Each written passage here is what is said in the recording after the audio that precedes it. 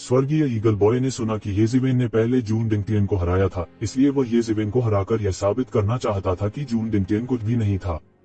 जून डिंगटियन को येज़िवेन ने हराया था और येज़िवेन को उससे हार मिली थी। क्या यह कुछ साबित करने के लिए काफी नहीं था? सभी प्रकार की अफवाहें स्वाभाविक रूप से दूर हो गईं। हालांकि यह विचार थोड़ा भोला था, यह गॉर्डियन गांठ को काटने का एक अच्छा तरीका था। केवल एक चीज वह चूक गया था कि येज़िवेन उसकी कल्पना से कहीं अधिक शक्तिशाली थी। न केवल वह अपना प्रभुत्व स्थापित करने में विफल रहा, बल्कि उसे येज़िवेन द्वारा पीट कर मार डाला गया। अगर टाइगर हेड लॉर्ड का अचानक हस्तक्षेप नहीं होता, तो येज़िवेन द्वारा उसकी मार्शल आर्ट को पंगु बना दिया गया होता। कहा जा सकता है कि उन्हें दोहरा नुकसान हुआ। इस समय फॉलन मून सिटी में येज़िवेन के एक पीक प्रोफाउंड डेथ रियल्म विशेषज्ञ को मारने की खबर पहले ही फैल चुकी थी। बहुत से लोग अवाक रह गए। वह एक गहरा मृत्यु क्षेत्र विशेषज्ञ था। वह सड़क किनारे वो भी नहीं था जिसे यूं ही मारा जा सकता था। कोई आश्चर्य नहीं कि येज़िवेन हेवनली ईगल बॉय को इतनी आसानी से हराने में सक्षम थी।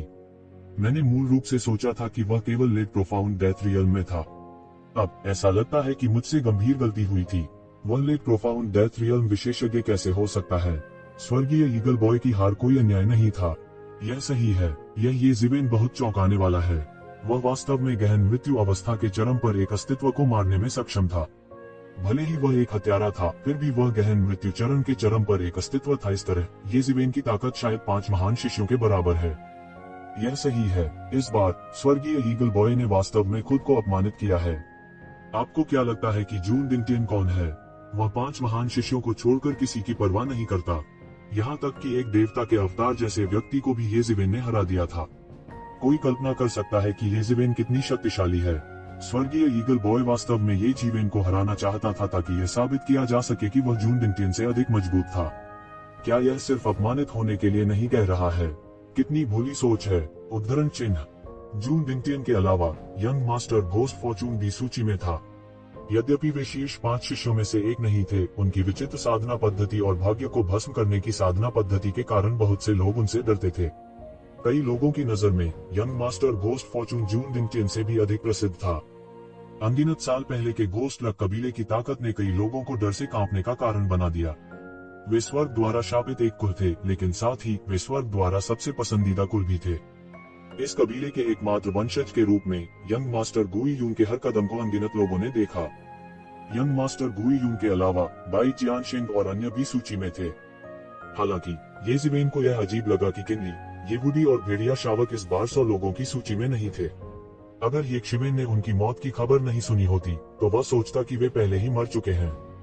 अन्यथा उनकी ताकत और प्रतिभा के साथ 100 लोगों के बीच नहीं होना उनके लिए असंभव था। जियान वुचेन के शब्दों ने उनकी शंकाओं को दूर कर दिया। हालांकि बेनाम दाव कॉलेज अच्छा है, हर कोई खेती करने नहीं आएगा, विशेष रूप से मार्शल ग्रेट सेक्स के लिए। उनके पास अनगिनत विरासत और संसाधन है। नामलेस डाउ कॉलेज वास्तव में उनके ध्यान के योग्य नहीं है। इसके अलावा वे नामलेस का भी ऋणी हो सकते हैं। डाउ कॉलेज एक एहसान। जियान वुचेन ने कहा, वास्तव में नामलेस डाउ कॉलेज की मेजबानी के इतने सालों के बाद केवल कुछ ही लोग अपनी ताकत के साथ प्रवेश कर सकते हैं। दूसरों को कमोबेश विभिन्न ताकतों का समर्थन प्राप्त है। उदाहरण के लिए मुझे ले लो, हालांकि मुझे अपने आप पर पूरा भरोसा है, मुझे तलवार के दायरे का भी समर्थन प्राप्त है। इसके अलावा हुआ मेघान को प्राचीन फीनिक्स दायरे से बाहर कर दिया गया हो सकता है, लेकिन यह तथ्य कि उसके पीछे फीनिक्स किंग है, उसे नीचा दिखाने के लिए काफी है। बहुत से लोगों के लिए नामलेस डाउ कॉलेज उनका अंतिम सपना है। अमरता तक पहुंचने का यही एकमात्र तरीका है। हालांकि हमारे लिए यह सिर्फ एक प्रशिक्षण पड़ाव है। इतने वर्षों में बेनाम दाव अकादमी ने इसके कारण अनगिनत उपकार किए हैं। यह वास्तव में चौंकाने वाला है। वास्तव में येज़िवेन आप जैसे लोग ही हैं जिन्हें बेनाम दाव कॉलेज पोषित करने के लिए तैयार है। आपको क्यों लगता है कि यंग तियानजिंग आपके साथ अलग व्यवहार करता है? प्रतिभा? नहीं, ऐसा बिल्कुल नहीं है। प्रतिभा के मामले में जो 100 की सूची में प्रवेश कर सकते हैं, या यहाँ तक जो सूची से चूक गए हैं, या यहाँ तक जो अपनी जान गंवा चुके हैं, वे सभी अद्वितीय प्रतिभाएं हैं। असली कारण यह है कि आपके पास मजबूत नींव नहीं है, या बल्कि यह प्राचीन उजाड़ युग हो या सच्चा मार्शल क्षेत्र, नामलेस डाउ कॉलेज उन नींवों की परवाह नहीं करता है। जहाँ तक और हुआ मैंगान की बात है, हम लंबे समय से सभी प्रकार के चिन्हों से चिन्हित हैं। इसलिए हम जैसे लोगों को कभी भी बेनाम दाव कॉलेज के मूल के रूप में स्वीकार नहीं किया जाएगा। बेशक आप अकेले नहीं हैं। 5 महान शिष्य जून डिंगटियन, यंग मास्टर गुई यून और अन्य सभी ऐसे ही हैं। इसलिए जब आप अपनी खुद की टीम और फोर्स बनाते हैं तो नामलेस डाओ कॉलेज हस्तक्षेप नहीं करेगा। लेकिन दूसरी ओर अगर यह हम हैं तो स्थिति बिल्कुल अलग होगी। नामलेस डाओ कॉलेज ने कई बार नामलेस डाओ कॉलेज की मेजबानी की है। स्वाभाविक रूप से वे कुछ मुफ्त में नहीं करेंगे। हर बार इसे खोलने पर वे अनगिनत संसाधन खर्च करेंगे और कई कीमती क्लासिक्स खोलेंगे। स्वाभाविक रूप से वे उन्हें बर्बाद नहीं करेंगे। सबसे महत्वपूर्ण बात यह है कि प्रतिभाओं को अपने लिए भर्ती करना है। आप जैसा व्यक्ति जिसके पास असाधारण प्रतिभा है लेकिन एक मजबूत आधार भी नहीं है, उनके लिए भर्ती करना एक महत्वपूर्ण लक्ष्य है। जियान वुचेन ने इत्मीनान से कहा, अगर ऐसा है तो बेनाम दाओ कॉलेज के पीछे कौन सी ताकत है? मैंने इसके बारे में क्यों नहीं सुना? ये जिवेन ने पूछा। उसके बारे में आपको भविष्य में पता चलेगा। चूंकि यंग तियानचेंग ने आपको नहीं बताया, इसका मतलब है कि आपको अब जानने की जरूरत नहीं है।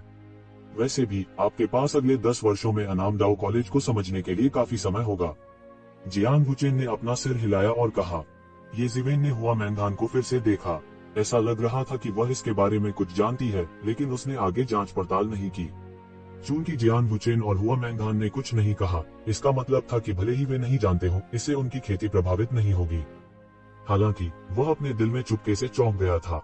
चाहे वह जियांग वुचेन हो या हुआ मेघान, उनके पीछे की दुनिया स्वर्ग में प्रसिद्ध थी। चूंकि बेनाम दाओ कॉलेज इन दिग्गजों को अपने शिष्यों को यहाँ खेती करने के लिए भेजने के लिए एहसान चुका सकता था, इसके पीछे का बल शायद सरल नहीं था। कम से कम यह प्राचीन फीनिक्स क्षेत्र या तलवार क्षेत्र जैसे शीर्ष स्तर के दिग्गजों से कमतर नहीं था। सभी प्रकार के संबंध थे और नामलेस डाओ कॉलेज के भीतर आंतरिक कलह भी थी। वे पूरी तरह से एक नहीं थे। कम से कम जब एक शिवेन की बात आई तो वे एकजुट नहीं थे। टाइगर हेड आदरणीय स्पष्ट रूप से उसके खिलाफ एक कदम उठाना चाहता था, लेकिन यंग तियानचेंग बस उस तरफ हो गया जो उसकी रक्षा कर रहा था। इसने काफी टकराव पैदा किया। यह स्पष्ट था कि चाहे वह स्वर्गीय ईगल बॉय हो या टेंग याओयांग, वे दोनों प्रतिभाएं थी जिन्हें टाइगर हेड आदरणीय भर्ती करना चाहते थे या पहले ही भर्ती कर चुके थे। दूसरी ओर यंग तियानचेंग ने ये जिवेन के साथ अलग व्यवहार किया और स्पष्ट रूप से उसे अपने शिविर में खींचना चाहता था। हालांकि ये शिवेन को कोई आपत्ति नहीं थी। वह अब एक जड़विहीन बत्तख की तरह था और आदिकालीन मानव जाति उसकी रक्षा नहीं कर सकती थी। उल्टे वे उनके निशाने पर आ गए थे। अगर यंग तियानचेंग का बल उसका समर्थन कर सकता है तो स्वाभाविक रूप से ये जिवेन को उनके करीब आने में कोई आपत्ति नहीं होगी। यह उसे बहुत परेशानी से बचाएगा। उदाहरण के लिए, यदि यंग तियानचेंग ने आज कदम नहीं रखा होता तो उनका टाइगर हेड आदरणीय के साथ एक बड़ा संघर्ष होता। शायद प्राचीन पूर्वज संप्रदाय की राक्षसी कठपुतली भी लामबंद हो गई होगी। यदि ऐसा हुआ तो वह निश्चित रूप से बेनाम दाओ कॉलेज में खेती करना जारी नहीं रख पाएगा। बेनाम दाओ कॉलेज की स्वाभाविक रूप से अपनी नींव थी और सभी प्रमुख ताकतों को अपने शिष्यों को वहां भेजने के लिए एहसान करने में सक्षम होने के कारण थे। यह एक अकादमी थी जो देवताओं का पोषण करती थी और कहा जाता था कि सभी पहलुओं में मानकों और पाठ्यक्रम का उपयोग देवताओं को पोषित करने के लिए किया जाता था। यह इस तथ्य से देखा जा सकता है कि तलवार क्षेत्र और प्राचीन फीनिक्स क्षेत्र को अपने शिष्यों को वहां भेजने के लिए एहसान चुकाना पड़ा। तो जिवेन को डर था कि उन्होंने जो कहा वह सच था। दिव्य संघ, स्वर्ग, बंजर भूमि हॉल और रहस्यमय दुनिया की अन्य स्थानीय ताकतों का उल्लेख नहीं करना। वे सभी अपने शिष्यों को बेनाम दाव कॉलेज भेजने की पूरी कोशिश कर रहे थे। अगर ये जिवेन इस मौके से चूक जाती तो उसके और जून डिंगटियन और बाकी लोगों के बीच की खाई शायद और चौड़ी हो जाती। जब वे 10 साल में दोबारा मिले तो शायद यह फासला बहुत बड़ा होगा। कुछ लोगों की जन्मजात प्रतिभा में ज्यादा अंतर नहीं था, लेकिन उनके बीच की खाई अवसरों के संचय के कारण थी। ऐसा लगता है जैसे मैं वास्तव में इन 10 वर्षों में एक पल भी बर्बाद नहीं कर सकता। ये जिवेन ने शोक व्यक्त किया। लेकिन अगर यह केवल शिक्षाओं को सुनने के लिए है तो क्या अवतार भेजना संभव नहीं होगा? उन्होंने मूल रूप से सोचा था कि यह कक्षाओं के रूप में प्रदान किया जाएगा और कक्षाओं के बीच समय होगा। हालांकि हुआ मेघान के अनुसार यह व्याख्यान के रूप में आयोजित किया जाएगा। 10 साल तक कोई ब्रेक नहीं होगा और नामलेस डाओ कॉलेज द्वारा व्याख्यान देने के लिए शीर्ष पायदान के लोगों को आमंत्रित किया जाएगा। अंतिम पाठ्यक्रम में अपने ताऊ को सिद्ध करने के लिए कुछ अनुभव और तरीके भी शामिल थे और अन्य चीजें जो बाहरी दुनिया को पता थी। ये ऐसी चीजें नहीं थी जिन्हें दौलत से खरीदा जा सकता था और चाहकर भी इन्हें खरीदना नामुमकिन था। इतने अनमोल उपदेश के लिए तो एक मिनट, एक सेकंड भी बहुत कीमती था। स्वाभाविक रूप से 1 मिनट या सेकंड बर्बाद नहीं करना सबसे अच्छा था। हाँ, हुआ मेंघान ने सिर हिलाया और उसके ठंडे चेहरे पर मुस्कान आ गई। स्मार्ट, आप वास्तव में अनुमान लगाना जानते हैं। हालांकि यह केवल 10 साल है, समय हमारे लिए कीमती है। भगवान जाने इन 10 वर्षों में क्या होगा। इसलिए सबसे अच्छा तरीका है कि शिक्षाओं को सुनने के लिए एक अवतार भेजा जाए। हालांकि जिन स्थानों पर प्रवचन होंगे वे पूरी तरह से अलग थलग हैं और प्रवचन किसी और को लीक नहीं होंगे। यह अद्भुत जादुई शक्तियों वाले लोगों को शिक्षाओं को सुनने से रोकने के लिए है। इसलिए आप अपने अवतार के साथ विलय करने के बाद ही पूरी तरह से शिक्षाओं को सुन सकते हैं। इसके अलावा आपको इसके साथ विलय करने के लिए कुछ समय की आवश्यकता होगी। यदि वास्तव में कुछ और नहीं है तो आप स्वयं वहां जा सकते हैं और प्रभाव बेहतर होगा। जियान बुचेन ने कहा, प्रमुख ताकतों के शिष्यों के विपरीत जो पहले से ही इसके बारे में जानते थे, जियान बुचेन इन कटौती के साथ आने में सक्षम थे। उसके लिए एक उदाहरण से इतनी सारी बातें निकालने में सक्षम होने के लिए वह वास्तव में एक साधारण व्यक्ति नहीं था। येशिवेन के चेहरे पर मुस्कान आ गई। इस तरह येशिवेन प्रतिबंधित नहीं होगा और साथ ही वह बिना किसी रुकावट के शिक्षाओं को सुन सकता था। इसे सबसे अच्छा तरीका कहा जा सकता है। येशिवेन के हेवन स्प्लिटिंग सिटी में आने के 3 दिन बाद बहुप्रतीक्षित नामलेस डाओ कॉलेज आखिरकार खुल गया। ब्रह्मांड के खाली स्थान में कई महाद्वीप शून्य में तैर रहे थे, लगातार एक अलग तरह के प्रकाश से झिलमिला रहे थे। इन महाद्वीपों में अनगिनत आध्यात्मिक ऊर्जाएं बंद थीं। कौन जानता था कि स्वर्ग और पृथ्वी के कितने खजाने उनमें दबे हुए थे ताकि वे इस कीमती भूमि का पोषण कर सकें। और वास्तव में पूरे अंतरिक्ष में 100 से अधिक ऐसे महाद्वीप थे। और इन महाद्वीपों में से एक पर येशिवेन एक संरचना के केंद्र में पालथी मारकर बैठे थे। उनकी आकृति लगातार ऊपर और नीचे तैर रही थी। लिंकी की असंख्य मात्रा उसके शरीर में लगातार बहने लगी। यह लिंकी की उस मात्रा से कहीं अधिक था जिसे उसने अपने जुबान कोर को जलाकर अवशोषित किया था। इसके अलावा यह बहुत तेज भी था। इसके अलावा यह बेहद शुद्ध भी था। लिंकी जो हजारों वर्षों से संचित था, इन 10 वर्षों में सभी का उपभोग किया जाएगा। इसलिए कोई भी कल्पना कर सकता है कि लिंकी कितनी समृद्ध होगी। वास्तव में येशिवेन को अपने हुआन कोर के एक छोटे से हिस्से का उपभोग करने की भी आवश्यकता नहीं थी। भले ही येशिवेन ने इन 10 वर्षों में पागलपन से आध्यात्मिक क्यूई को आत्मसात कर लिया हो और बिना रुके खेती की हो, फिर भी उसके लिए आध्यात्मिक क्यूई को पूरी तरह से आत्मसात करना असंभव होगा, जो पिछले 5000 वर्षों में घनीभूत हो गया था। उसने अपना मुंह खोला और अचानक अनगिनत आध्यात्मिक क्यूई उसके मुंह में एक उग्र ज्वार की तरह इकट्ठा हो गए, जैसे एक वेल पानी में चूस रही हो। यह राजसी और शानदार था। येशिवेन चुपके से चौंक गई। यह वह स्थान था जिसे नामलेस डाओ अकादमी ने इन सैकड़ों शिष्यों के लिए व्यवस्थित किया था। केवल इन महाद्वीपों पर ही अज्ञात मात्रा में धन खर्च हुआ था। कोई आश्चर्य नहीं कि जियान बुचेन ने कहा था कि इन 10 वर्षों के लिए नामलेस डाओ अकादमी ने बहुत पैसा खर्च किया है। उन्होंने न केवल शास्त्रों को खोल दिया था, बल्कि उन्होंने व्याख्यान देने के लिए सर्वोच्च विशेषज्ञों को भी आमंत्रित किया था। कोई आश्चर्य नहीं कि सभी प्रमुख शक्तियां वहां प्रवेश करना और खेती करना चाहती थीं। इन एहसानों को आकस्मिक रूप से बकाया नहीं किया जा सकता था। एक दिन उन्हें इसे वापस करना होगा। इस तरह पारस्परिकता होगी। येशिवेन ने इन 10 वर्षों में आध्यात्मिक क्यूई को आत्मसात करना बंद नहीं किया।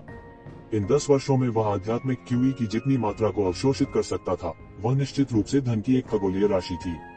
तथ्य यह है कि अनाम डाओ अकादमी ने इस जगह को खोला था, यह दिखाने के लिए पर्याप्त था कि उन्होंने वास्तव में बहुत निवेश किया था।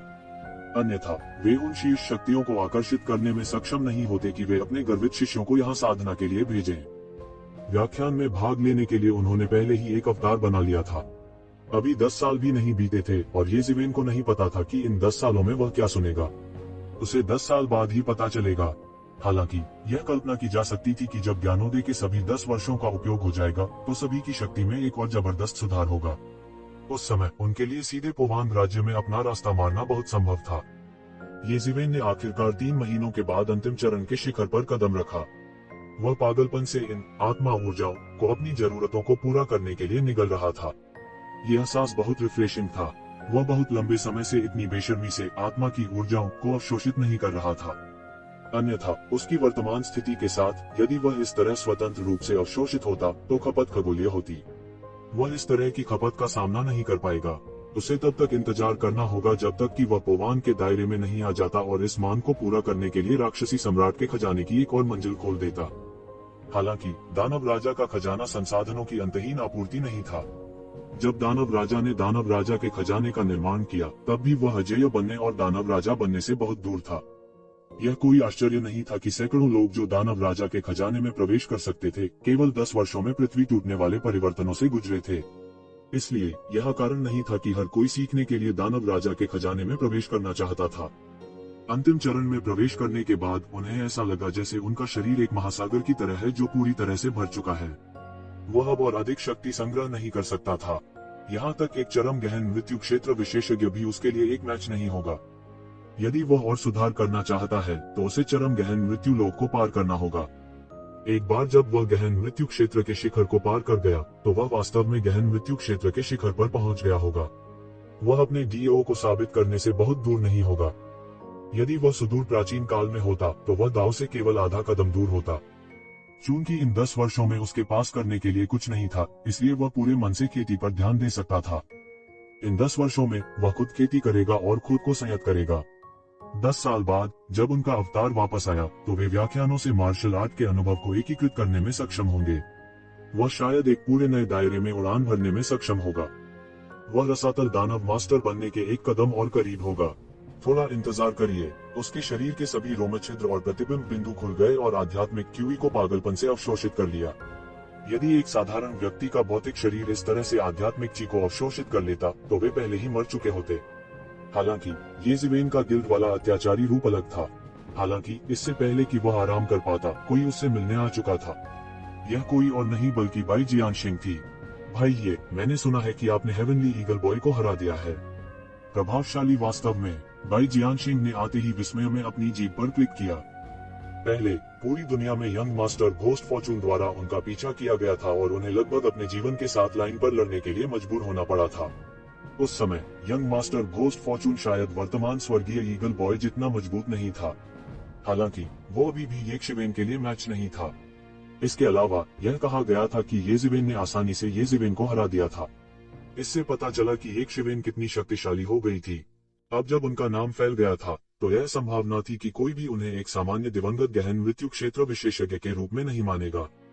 भाई बाय, इस अवधि के दौरान आपकी खेती बहुत अच्छी तरह से ठीक हो गई है। मुझे डर है कि आप गहन मृत्यु लोक के शिखर को पार करने से दूर नहीं हैं। येज़ेबेल ने अपनी बाहें उठाई और बाई जियानशिंग पर नजर डाली। उन्होंने बाई जियानशिंग पर नजर डाली। जब वे पहली बार मिले थे तो वह अब उस ऊर्जावान लेकिन खाली अवस्था में नहीं था जिसमें वह था। इसका मतलब था कि बाई जियानशिंग की आंतरिक चोटें पूरी तरह से ठीक हो गई थीं।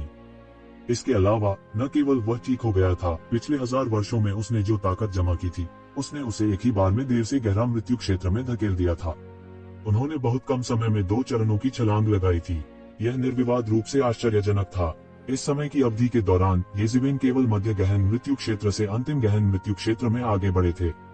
इससे कोई यह देख सकता था कि पिछले हजारों वर्षों में उसने कितनी शक्ति संचित की थी। हा, आपने कुछ प्रगति की है। जब उन्होंने इस बारे में बात की तो बाई जियानशिंग ने एक हार्दिक मुस्कान प्रकट की। इस बारे में बात करते हुए मुझे आपकी मदद के लिए भाई ये को धन्यवाद देना है। मैंने यह भी सुना है कि अगर यह भाई ये के लिए नहीं होता तो मुझे डर है कि हम खंडहर में मर गए होते। हम चेक नहीं कर पाएंगे आज। यह कुछ भी नहीं है। तो ज़ेबेल ने अपना हाथ हिलाया और कहा, दूसरी ओर क्या यंग मास्टर घोस्ट फॉर्चून ने आपके लिए कोई परेशानी खड़ी की? नहीं, लेकिन अगर वह वास्तव में आया तो मैं भी उससे लड़ना चाहूंगा, बाई जियानशिंग ने कहा। उसकी आंखें चमक से चमक उठी। हालांकि यंग मास्टर घोस्ट फॉर्चून ने पहले ही चरम मृत्यु क्षेत्र में प्रवेश कर लिया था, बाई जियानशिंग डरी नहीं थी और उसके साथ लड़ाई करने के लिए उत्सुक भी थी। उसके पास कुछ ट्रम्प कार्ड होना चाहिए, अन्यथा वह इतना आश्वस्त नहीं होता। बाई जियानशिंग भी गर्व और प्रफुल्लित महसूस कर रही थी। स्वाभाविक रूप से वह पहले से बिल्कुल अलग था। पहले उन्हें अंदरूनी चोटें लगी थी और पिछले 1000 सालों में उनकी खेती में ज्यादा प्रगति नहीं हुई थी। यह आरंभिक गहन मृत्यु क्षेत्र में रुका। हालांकि अब यह स्वाभाविक रूप से अलग था। उनकी आंतरिक चोटें ठीक होने के बाद उनकी खेती तेजी से टूट गई थी और उन्होंने अपनी अद्वितीय शक्ति वापस पा ली थी। उन्होंने यंग मास्टर घोस्ट फॉर्चून के साथ लड़ाई करने का भी साहस किया। हा, ठीक कहा। अगर वह प्रकट होने का साहस करता है, भले ही वह मेरे साथ परेशानी न देखे, मैं उसके साथ परेशानी ढूंढूंगा। येज़ेबेल ने उपहास किया। उसके और यंग मास्टर घोस्ट फॉर्चून के लिए सामंजस्य स्थापित करना मूल रूप से असंभव था। उसके बाद यंग मास्टर घोस्ट फॉर्चून द्वारा उसका पीछा किया गया और उससे लड़ने के लिए लगभग अपनी पूरी ताकत का इस्तेमाल किया। यंग मास्टर घोस्ट फॉर्चून को भी उसके द्वारा बरगलाया गया था। न केवल उन्हें एक महान अवसर नहीं मिला, बल्कि अंत में वे गंभीर रूप से घायल भी हो गए। कहा जा सकता है कि दोनों पक्षों को एक दूसरे से गहरी नफरत है। मूल रूप से सुलह की कोई संभावना नहीं थी। भूल जाओ, इस बारे में बात नहीं करते। इस बार मैंने भाई ये की खेती को बाधित करने की आजादी ली क्योंकि मेरे पास एक मामला है। मुझे आश्चर्य है कि क्या भाई ये रुचि रखते हैं। बाई जियानशिंग ने येज़ेबेल को देखा और कहा, क्या है वह? येज़ेबेल ने पूछा। जुबान दायरे युद्ध क्षेत्र में एक दुनिया है जिसे पूर्वजों के पेड़ का डोमेन कहा जाता है। इस पूर्वजों के पेड़ के डोमेन में एक पौधा डेमीगोड है जिसे पूर्वजों का पेड़ कहा जाता है। यह पूर्वज वृक्ष अनगिनत वर्षों से हुआन क्षेत्र के युद्ध क्षेत्र पर हावी है। उनका जीवन काल बहुत लंबा होता है। अपनी उच्च साधना के अलावा उन्होंने धीरे धीरे अपने वंशजों को एक ऐसी दुनिया बनाने के लिए बढ़ाया जो पूर्वजों के पेड़ का डोमेन है। बाई जियानशिंग ने कहा, मुझे मत बताओ कि तुम चाहते हो कि मैं एक लीजेंड रियलम विशेषज्ञ को चुनौती दूं। ये जिवेन ने सिर हिलाकर कहा। हालांकि उनके पास प्राचीन पूर्वज संप्रदाय के नेता की राक्षसी कठपुतली थी, लेकिन इसका मतलब यह नहीं था कि वह एक किंवदंती दायरे के विशेषज्ञ को बेईमानी से चुनौती देंगे। यह मौत को प्रणाम करना होगा। वह अभी भी इन 10 वर्षों का उपयोग राक्षसी कठपुतली वृक्ष को परिष्कृत करने के लिए करना चाहता था। हालांकि इसे परिष्कृत करने के लिए भारी मात्रा में धन की आवश्यकता होगी। अब जब एक बनी बनाई राक्षसी कठपुतली थी तो इसका उपयोग न करने का कोई कारण नहीं था। यदि वह इसे और अधिक परिष्कृत करता तो राक्षसी कठपुतली की शक्ति और भी अधिक मजबूत होती। बिल्कुल नहीं। अगर वह अभी भी अपनी चरम स्थिति में होता तो हम उसे चुनौती देने की हिम्मत नहीं करते। बाई जियानशिंग ने कहा, यदि उनकी पीढ़ी आगे बढ़ना चाहती है तो उन्हें बसने और मार्ग प्रशस्त करने के लिए कुछ समय चाहिए होगा। हालांकि पौधे प्रकार के विशेषज्ञों का जीवन काल बहुत लंबा होता है, खासकर जब हम मनुष्यों की तुलना में वे 10 लाख से अधिक वर्षों तक जीवित रह सकते हैं। अब पूर्वज वृक्ष अंततः देवदूत क्षय चरण में प्रवेश कर रहा है। ऐसा कहा जाता है कि वह दूर नहीं है निधन। बाई जियानशिंग ने कहा, उनमें से पूर्वजों के पेड़ द्वारा संघनित पूर्वज वृक्ष का हृदय अनगिनत लोगों का लक्ष्य है। इस बार हम भी इसके लिए लड़ना चाहते हैं। मुझे आश्चर्य है कि क्या भाई ये रुचि रखते हैं। बाई जियानशिंग ने ये जिवेन को देखा और पूछा। ये जिवेन ने चुपके से सोचा कि यह अजीब नहीं था। यहाँ तक कि जिस स्थान पर देवता गिरे थे वह भी खोज लिया गया था और लोगों ने इसकी लालसा करने का साहस किया। एकमात्र देवता की तो बात ही छोड़िए, अमृतत्व प्राप्त करने के लिए सब कुछ इसके लायक था। उसने ये जिवेन को देखा और पूछा, इस बार सबसे बड़ा लक्ष्य स्वाभाविक रूप से पूर्वजों के पेड़ का दिल है। हालांकि कई अन्य अच्छी चीजें भी हैं। हालांकि वे एंसेस्टर ट्री के दिल जितने अच्छे नहीं हैं, फिर भी वे काफी अच्छे हैं। इसके बारे में क्या ख्याल है भाई? ये क्या आप मेरे साथ जुड़ने में रुचि रखते हैं? ये जिवेन ने एक पल के लिए सोचा। यहाँ स्वाभाविक रूप से बंद दरवाजे के प्रशिक्षण के लाभों का उल्लेख करने की आवश्यकता नहीं थी। हालांकि अगर वह पूर्वजों के पेड़ के दिल को छीन सकता है तो वह तुरंत 5 सम्राटों के साथ महान पूर्णता तक पहुंच जाएगा। उसके पास जो कमी थी वह लकड़ी की विशेषता शक्ति थी। यह सोचकर उसने तुरंत बिना किसी हिचकिचाहट के कहा, ठीक है, मैं चलता हूँ। 5 सम्राटों के राज्य में उनके पास केवल एक चीज की कमी थी, वह लकड़ी की विशेषता थी। यदि वह इसे इकट्ठा कर सकता है तो उसके 5 तत्वों के युवान आरेख की शक्ति दोगुनी हो जाएगी। उसकी लड़ाकू शक्ति का उल्लेख नहीं करने पर यह एक पृथ्वी बिखरने वाले परिवर्तन से गुजरेगा। लेकिन चूंकि पूर्वज का दिल इतना अच्छा है, मुझे डर है कि बहुत से लोग इसे देख रहे हैं। ये जिवेन ने पूछा। यह सही है। खबर मिलने के बाद कई ताकतों ने कार्रवाई की। यह न केवल पूर्वज के दिल के कारण है, बल्कि इसलिए भी है कि पूर्वज ने अतीत में दुनिया का वध किया था। कई मिथ्रियलम विशेषज्ञों सहित प्रमुख बलों के कई शीर्ष विशेषज्ञ उनके हाथों मारे गए। इस बार वे सभी यहाँ बदला लेने के लिए हैं, इसलिए वह इस बार बच नहीं सकता। फर्क सिर्फ इतना है कि अंत में पूर्वजों का दिल किसे मिलेगा। बाई जियानशिंग ने कहा, यह पूर्वजों का डोमेन कहाँ है? ये जिवेन ने पूछा। सील्ड वर्ल्ड बैटलफील्ड में पूर्वजों का डोमेन बहुत गहरे स्थान पर है। यह पूर्वजों का ताओवादी क्षेत्र बन गया है। ऐसा कहा जाता है कि यह मूल रूप से एक ऐसा स्थान था जहां 2 देवता लड़ते थे। साधारण लोग इसमें बिल्कुल भी जीवित नहीं रह सकते। केवल मिथक क्षेत्र के विशेषज्ञ ही इसमें जीवित रह सकते हैं। लेकिन वर्षों से पूर्वजों की लगातार सफाई के बाद यह थोड़ा बेहतर हो गया है। लेकिन गहरे दायरे से नीचे वाले अभी भी बिना दफन किए मर जाएंगे। बाई जियानशिंग ने कहा, ठीक है, चलो चलते हैं। इसे देर से करने के बजाय जल्दी करना बेहतर है। तो जिवेन ने कहा, यहाँ तक अगर वह अंत में पूर्वज का दिल नहीं पा सके तो पूर्वज के डोमेन में पूर्वज के कई वंशज थे। उनमें से अधिक को मारना भी लकड़ी की विशेषता की शक्ति का पूरक हो सकता है। जब उन्होंने वुड एम्परर बेल्ट को संघनित किया तो पूरी ताकत में एक और पृथ्वी टूटने वाला परिवर्तन होगा। लेकिन भाई, ये इस बार मैंने कुछ विशेषज्ञों को मेरे साथ जाने के लिए आमंत्रित किया है। मुझे आशा है कि भाई ये बुरा नहीं मानेंगे। बाई जियानशिंग ने कहा, मैं समझ सकता हूँ कि जितने अधिक लोग होंगे उतनी ही अधिक आशा होगी। लेकिन क्या वे नामलेस डाओ अकादमी के सहपाठी हैं? ये जिवेन ने पूछा। खबर सुनते ही सारी सेना हिल गई। उनके लिए पूर्वजों का दिल पाना आसान नहीं था, लेकिन अधिक लोगों का होना हमेशा बेहतर होता है। नहीं, नामलेस डाओ अकादमी के सहपाठी शायद अपने समय का सदुपयोग कर रहे हैं। उनमें से बहुत से लोग बाहर नहीं जा रहे हैं। बाई जियानशिंग ने अपना हाथ हिलाया और कहा, हालांकि यह मुख्य कारण नहीं था। नामलेस डाउ कॉलेज के उनके कई सहपाठी विभिन्न प्रमुख ताकतों के शीर्ष प्रतिभाशाली थे। वे युवा थे, प्रतिभाशाली थे और उनमें असीम संभावनाएं थी। वे अपनी ही सेना के नेता थे। वे कैसे बाई जियानशिंग को अपने साथ बांधे रखने की अनुमति दे सकते थे? केवल ये ज़िवेन ही ऐसा कर सकती थी, जो अकेला था। लेकिन वे कुछ शीर्ष विशेषज्ञ भी हैं।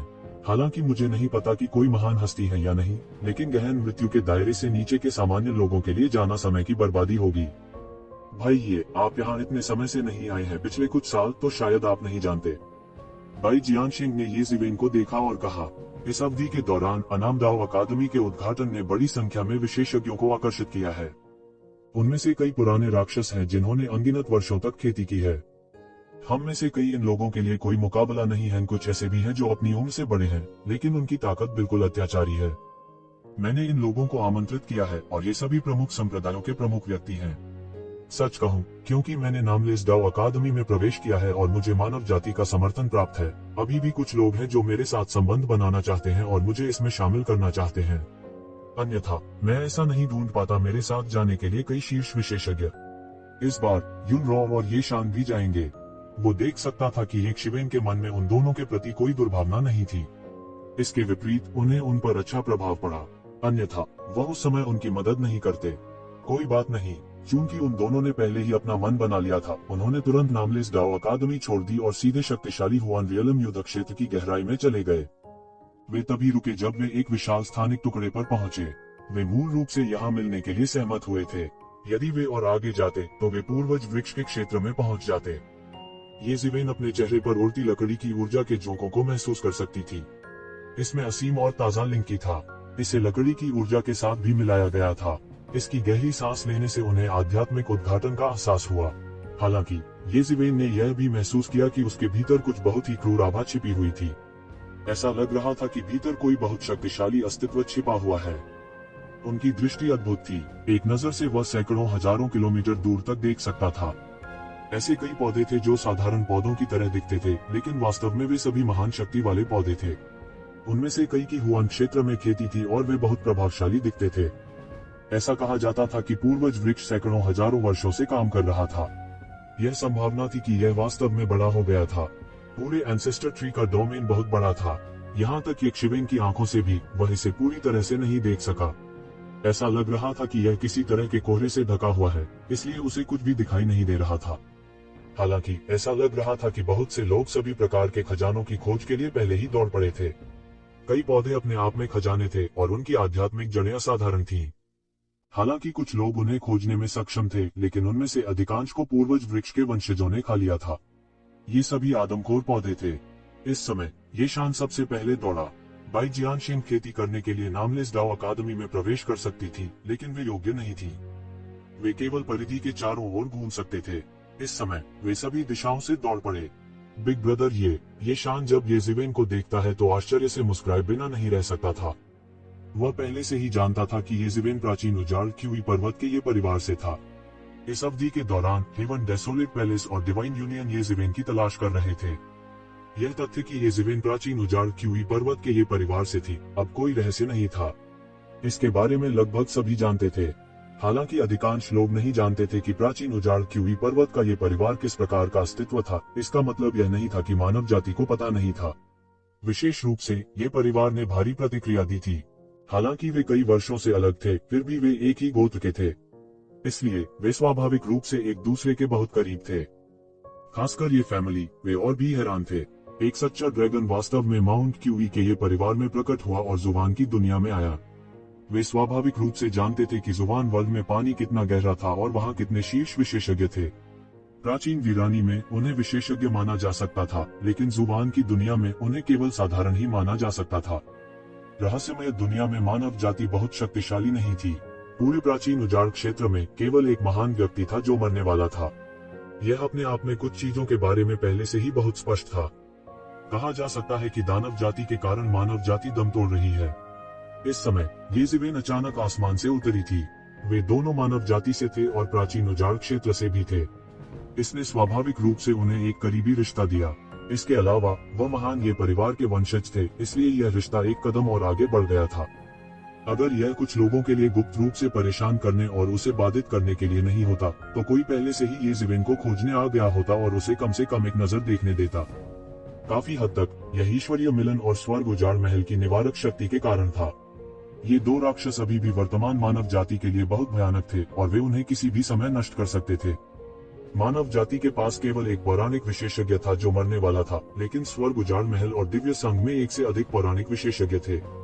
दोनों दलों की नींव के बीच असमानता स्पष्ट थी, इसलिए बहुत से लोग बहुत झिझक रहे थे। अगर दोनों पक्ष येशिवेन की वजह से उन पर गुस्सा निकालते हैं तो परिणाम स्पष्ट होंगे।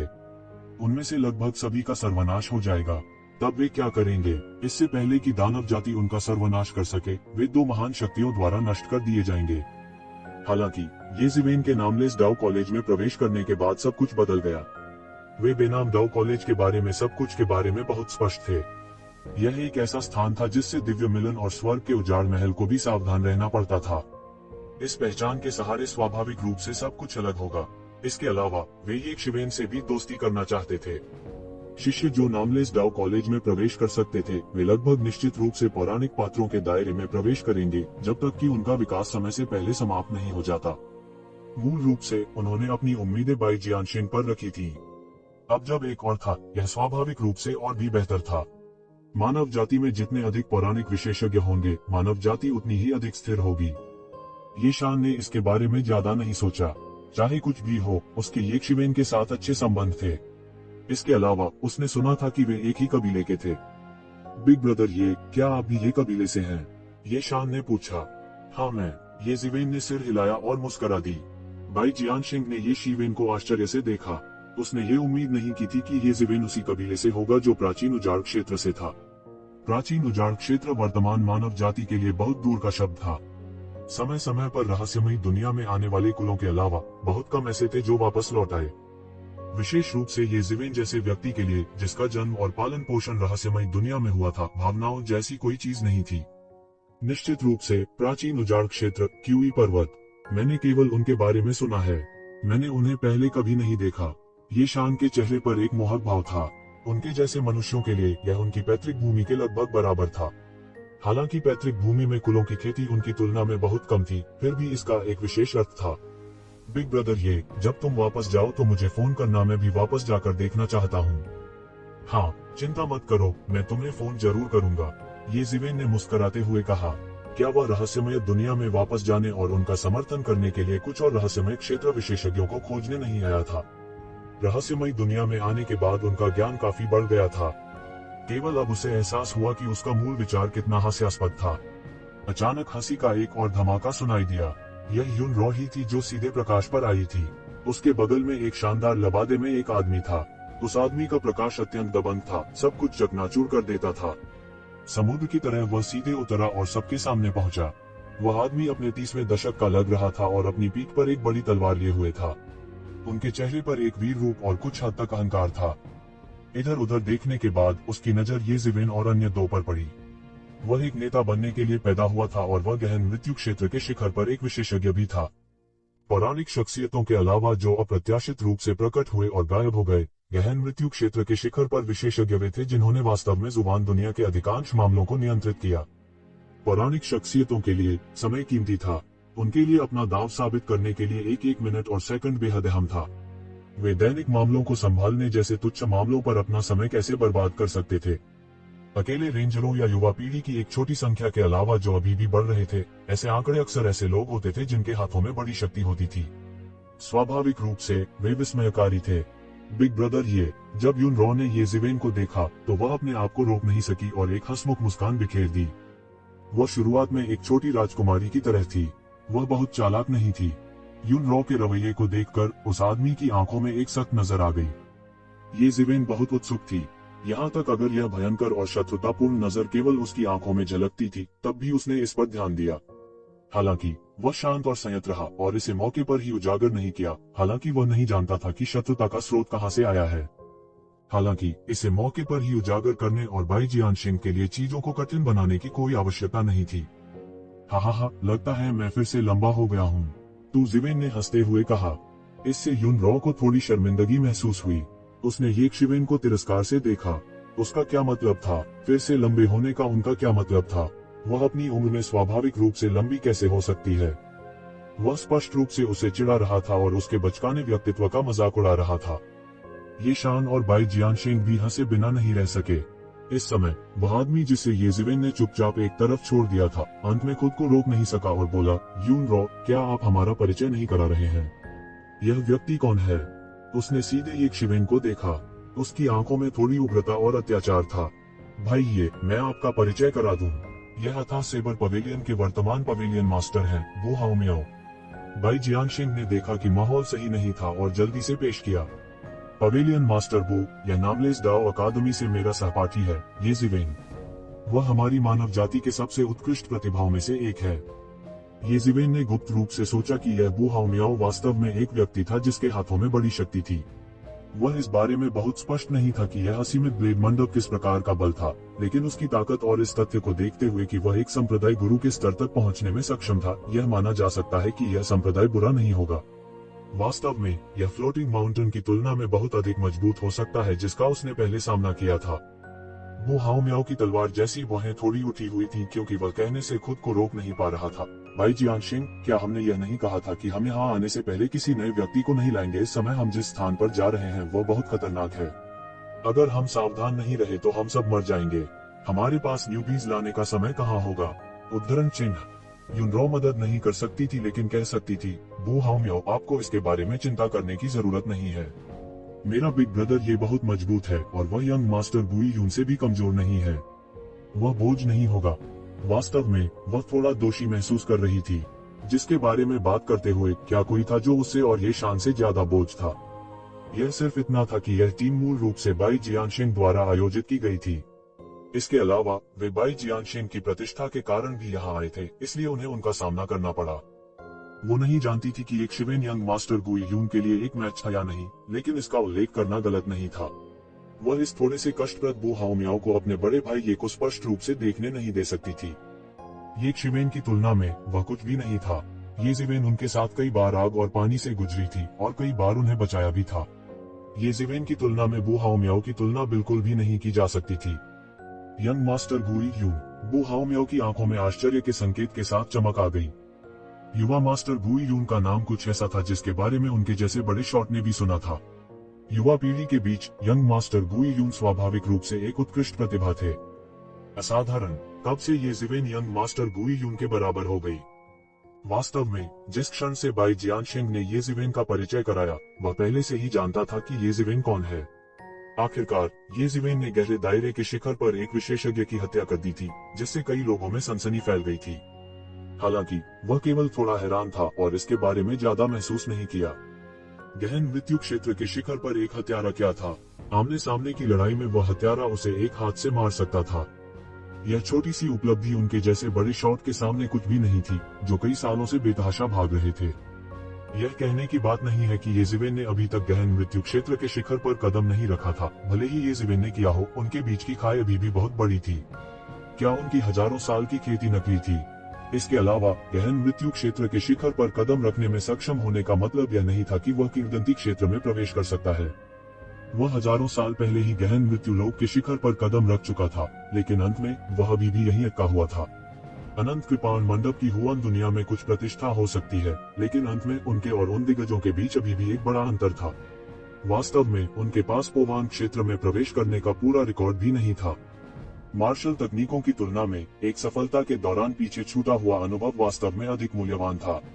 यह मूलभूत कारण था कि क्यों एक संप्रदाय लगातार मजबूत विशेषज्ञ पैदा कर सकता था। हालांकि उनके अनंत कृपाण मंडप में कोई प्रसिद्ध विशेषज्ञ नहीं था। स्वाभाविक रूप से उनके पास कोई अनुभव नहीं था। उनके पास कोई वरिष्ठ भी नहीं था जो उन्हें पोवान क्षेत्र में मार्गदर्शन कर सके। हजारों साल पहले ईश्वरीय संघ की पीढ़ी का नेतृत्व करने की योग्यता उनमें नहीं थी। हालांकि वह पहले ही गहन मृत्यु क्षेत्र के शिखर तक साधना कर चुका था, वह उनसे और भी दूर होता जा रहा था। हालांकि उस पीढ़ी में बहुत से लोग थे जो पोवान दायरे में नहीं टूटे, इसलिए यह कोई बड़ी बात नहीं थी। इसलिए उनकी राय में येजिवेन कुछ भी नहीं था। बाई जियानशिंग, मुझे इस बिंदु पर आपकी आलोचना करनी है। जैसा कि कहा जाता है, एक कंपनी द्वारा चिन्हित किया जाता है जिसे आप रखते हैं। यदि आप एक अच्छा दोस्त नहीं चुन सकते हैं, तो आप निश्चित रूप से भविष्य में इसका बोझ उठाएंगे। वह बोला। उसने येशिवेन की ओर देखा। वह किसके बारे में बात कर रहा था यह पहले से ही बहुत स्पष्ट था। भाई जियानशेन भौचक्का रह गया और थोड़ा दुखी दिख रहा था। तार्किक रूप से कहा जाए तो यह अनंत कृपाण मंडप मास्टर कोई नहीं था जो यह नहीं जानता था कि कैसे व्यवहार करना है। वह इतना नकचढ़ा और बेशर्मी से ये शिवेन की आलोचना क्यों कर रहा था। हालांकि उसने ये शिवेन को देखा जो शांत और संतुलित लग रहा था और इन शब्दों से परेशान नहीं था। बू हाओमियाओ, अगर आपको वास्तव में लगता है कि हमारी टीम अच्छी नहीं है तो आप बस जा सकते हैं। हम आपसे भीख नहीं मांग रहे हैं। युनरॉ में तुरंत विस्फोट हो गया। बू हाओमियाओ के आगमन ने उसे महसूस कराया था कि यह गलत था और वह गलत था। शुरू में उसे उसके बारे में अच्छा आभास हुआ था, लेकिन अब यह साफ हो गया था। बू हाओमियाओ की आंखों से अचानक एक आश्चर्यजनक चमक निकली। हालांकि इसे एक पल में रोक लिया गया था। वह बोलने ही वाला था। अचानक रिक्त स्थान में पानी की सतह की तरह लहर उठी। तभी अचानक एक बड़ा सा गड्ढा खुल गया और उसमें से एक आकृति निकली। ये शिवेन ने अपनी आंखें उस पर टिका दी और देखा कि वह एक साधारण और बिना सजे धजे लबादे में एक महिला थी। उसके पीछे एक जोड़ी पंख खुले और वह उड़ गई। उसके लंबे चांदी भूरे बाल पारे की तरह थे और यह उसके कंधों पर लिपटा हुआ था। उसकी त्वचा बर्फ की तरह सफेद थी और उसका रंग भी बीमार सफेद था। उसके चेहरे की शानदार विशेषताओं पर मुस्कान थी। पतित परी जनजाति। ये शिवेन ने तुरंत इस महिला जनजाति की पहचान ली। वास्तव में यह पहली बार नहीं था जब उसने पतित देवदूत जनजाति से निपटा था। वास्तव में यह पहली बार नहीं था कि उसने फॉलन एंजल जनजाति के सदस्य के रूप में डेविल वर्ल्ड में यात्रा की थी। उसकी आंखों में हल्का सा आश्चर्य था। हालांकि उन्हें यह अजीब नहीं लगा। हुआन दुनिया एक पिघलने वाले बर्तन की तरह थी और सभी प्रकार की रक्त रेखाएं आपस में मिल गई थीं। इसके अलावा विभिन्न नस्लों के पावर हाउस समय समय पर यहाँ आएंगे, इसलिए सभी प्रकार की जातियों को देखना अजीब नहीं था। बड़ी बहन मेई युनरॉ का चेहरा एक खुशनुमा मुस्कान में बदल गया जब उसने उस व्यक्ति को देखा जो आया था। जब तुम आए, मैं बहुत समय पहले आया था। मैं अभी पहले रास्ता खोजने गया था और कुछ पेड़ आत्माओं को मार डाला था। मैंने सोचा था कि तुम लोगों को जल्द ही यहाँ होना चाहिए। निश्चित रूप से जब मैं देखने के लिए वापस आया तो आप लोग पहले से ही यहाँ थे। मेई एर के चेहरे पर मुस्कान दिखाई दी। वह हंसी और हवा की तरह इधर उधर देखा। ये शिवेन ने मेई एर के शरीर से एक अभूतपूर्व दबाव महसूस किया। यह एक तरह का दबाव था जो आत्मा से आया था। उस हल्के दबाव ने उसे तुरंत समझा दिया कि मेयर की ताकत शायद बहुत मजबूत थी। वह पोवान क्षेत्र से केवल एक कदम की दूरी पर थी। उसका शरीर शायद देवत्व उत्पन्न करना शुरू कर चुका था, इसलिए वह उस पर इतना दबाव दे सकती थी। हालांकि उसके शरीर में वास्तविक मौलिक ऊर्जा एक बार परिचालित हुई और इस तरह का दबाव एक पल में बिना किसी निशान के गायब हो गया। उसने फिर से बाएं और दाएं देखा और कोई भी इसे महसूस नहीं कर सका। यह ऐसा था जैसे वह अकेला ही था जो इस दबाव को महसूस कर सकता था। हालांकि जब महिला ने एक शिवेन की प्रतिक्रिया देखी तो वह थोड़ी हैरान हुई। वह काफी हैरान थी। उसने पहले ही अपने आप को काफी हद तक संयमित कर लिया था, लेकिन उसे उम्मीद नहीं थी कि अब भी कोई इसका पता लगा पाएगा। हालांकि यह कुछ ऐसा नहीं था जिसे एक सामान्य व्यक्ति पहचान सके। यह व्यक्ति भी सरल नहीं था। जब उसने भाई जियानशेन को ये शिवेन का नाम सुना तो उसकी आंखों में चमक आ गई। उसकी आंखों में अर्थ का संकेत था। कोई नहीं जानता था कि वह क्या सोच रही थी। इसने बू हाओमियाओ को और भी उदास कर दिया। हालांकि अनंत ब्लेड मंडप एक शीर्ष संप्रदाय नहीं था, यह एक अनाम संप्रदाय नहीं था। हालांकि पहले युनरू ने उसके साथ असभ्य व्यवहार किया और मेई र ने उसकी ओर देखा तक नहीं। वह मदद नहीं कर सका लेकिन काफी निराश महसूस कर रहा था। और यह सब एक शिवेन द्वारा लाया गया था। वह एक छोटी सी दुनिया से सिर्फ एक देश का बपकिन था। क्या ऐसा होना जरूरी था? हालांकि उन्होंने तुरंत एक आकृति के बारे में सोचा। शिनजियांग, जब वह व्यक्ति आएगा तो मैं देखूंगा कि क्या आप अभी भी इस शांति को बनाए रख सकते हैं। शैतान की बात। अचानक एक और दो आकृतियां उस स्थान पर विशाल आकाश से टूट गईं, जो अपने साथ एक आश्चर्यजनक आभा लेकर आई। वे फौरन सबके सामने आ गए। उनकी गति अत्यंत तीव्र थी और उनके आगमन के साथ साथ आकाश भी अनेक दरारों में विभक्त हो गया। यह गहन मृत्यु क्षेत्र के शिखर पर दो और अस्तित्व थे। उन दोनों के पास असाधारण आभा थी। उनमें से एक सुंदर था और 30 के दशक का लग रहा था। उनकी आभा कुछ बू हाओमियाओ की आभा से मिलती जुलती थी। हालांकि उनकी आभा और भी बेहतर थी। वह एक बड़ा शॉट भी था जिसके पास बड़ी शक्ति थी। दूसरे व्यक्ति का पूरा शरीर शल्कों से ढका हुआ था। उसके शरीर पर एक बेहोश अजगर आभा थी। सब ड्रैगन प्रजातियां। ये शिवेन ने तुरंत निर्धारित किया कि ड्रैगन स्वभाव से कामुक थे। उन्होंने पूरी दुनिया में बीज बोए थे। नतीजतन ये सब ड्रैगन प्रजातियां हर जगह देखी जा सकती हैं। विशेष रूप से प्राचीन उजाड़ युग में प्रवेश करने के बाद उन्होंने इनमें से बहुत सी सब ड्रैगन प्रजातियों को देखा था। इसलिए यह अजीब नहीं था। सब ड्रैगन प्रजातियां इस स्तर तक खेती कर सकती हैं। इसमें कोई शक नहीं कि वे विशेषज्ञ भी थे। यह व्यक्ति कौन है? नवागंतुक ने इधर उधर देखा और केवल एक बाहरी व्यक्ति येज़ेवेन को पाया। वह काफी अमित स्वर में बोला। वह काफी नाखुश दिखे। भाई सीटू, मुझे डर है कि तुम नहीं जानते, यह प्रसिद्ध येज़ेवेन है। बू हाओमियाओ ने इस समय बात की। उन्होंने प्रसिद्ध शब्द पर बल दिया। उनके चेहरे पर एक फीकी मुस्कान थी। ऐसा लग रहा था जैसे वो येशिवेन को खुद को बेवकूफ बनाते हुए देखना चाहता था। येशिवेन की आंखों में एक तेज रोशनी चमक उठी। हालांकि उन्होंने इसे बहुत जल्दी छुपा लिया। हालांकि उनका दिल इतना शांत नहीं था। वह बाई जियानशेन को शर्मिंदा नहीं करना चाहता था, इसलिए वह अब तक सहता आया था। वह बाई जियानशेन के साथ नहीं गिरा। हालांकि बू हाओमियाओ लगातार उससे परेशानी की तलाश में थे। ऐसा लग रहा था कि उसके लिए अच्छा समय बिताना असंभव था। वह उन लोगों के प्रति कभी नर्म नहीं रहा जो उसके प्रति शत्रुतापूर्ण थे, और उसने उसके लिए परेशानी पैदा करने के तरीकों के बारे में सोचा। बू हाओमियाओ और भी ज्यादा हैरान और गुस्से में थी। उसने स्पष्ट रूप से येशिवेन के शरीर से हत्या के इरादे के अस्तित्व को महसूस किया था। येशिवेन उसे मारना चाहती थी, भले ही वह एक पल के लिए ही क्यों न हो। हालांकि बू हाओमियाओ को गलत नहीं समझा जा सकता था। येशिवेन ने इसे बहुत जल्दी छुपा लिया था। हालांकि उनका इरादा इसे बिल्कुल भी छिपाने का नहीं था। यह स्पष्ट था कि येशिवेन ने उसे निशाना बनाया था। अपनी उदारता से वह कैसे चौंक और क्रोधित नहीं हो सकता था। अपनी ताकत और रुतबे के साथ, जब तक कि यह एक डेमीगॉड पौराणिक विशेषज्ञ नहीं होता, कोई भी यह कहने की हिम्मत नहीं कर सकता था कि वे उसके साथ स्थिरता से निपट सकते हैं। यह परिवर्तन दूसरों द्वारा भी देखा गया। देखते ही देखते माहौल सुरमय हो गया। शुरू से ही यह स्पष्ट था कि वे एक दूसरे के साथ शत्रुतापूर्ण व्यवहार करने वाले थे। इस समय बाई जियानशेन ने तुरंत कहा, येज़ेवेन, मैं आपको पेश करता हूँ, यह स्वर्ग की इच्छा का प्रभु संप्रदाय है, C219। उन्हें एक वरिष्ठ व्यक्ति के रूप में माना जा सकता है, और यह भाई लॉन्ग जेन बेई है। वह कई सालों से प्रसिद्ध है। इसी दौरान उन्हें सिरदर्द भी होने लगा।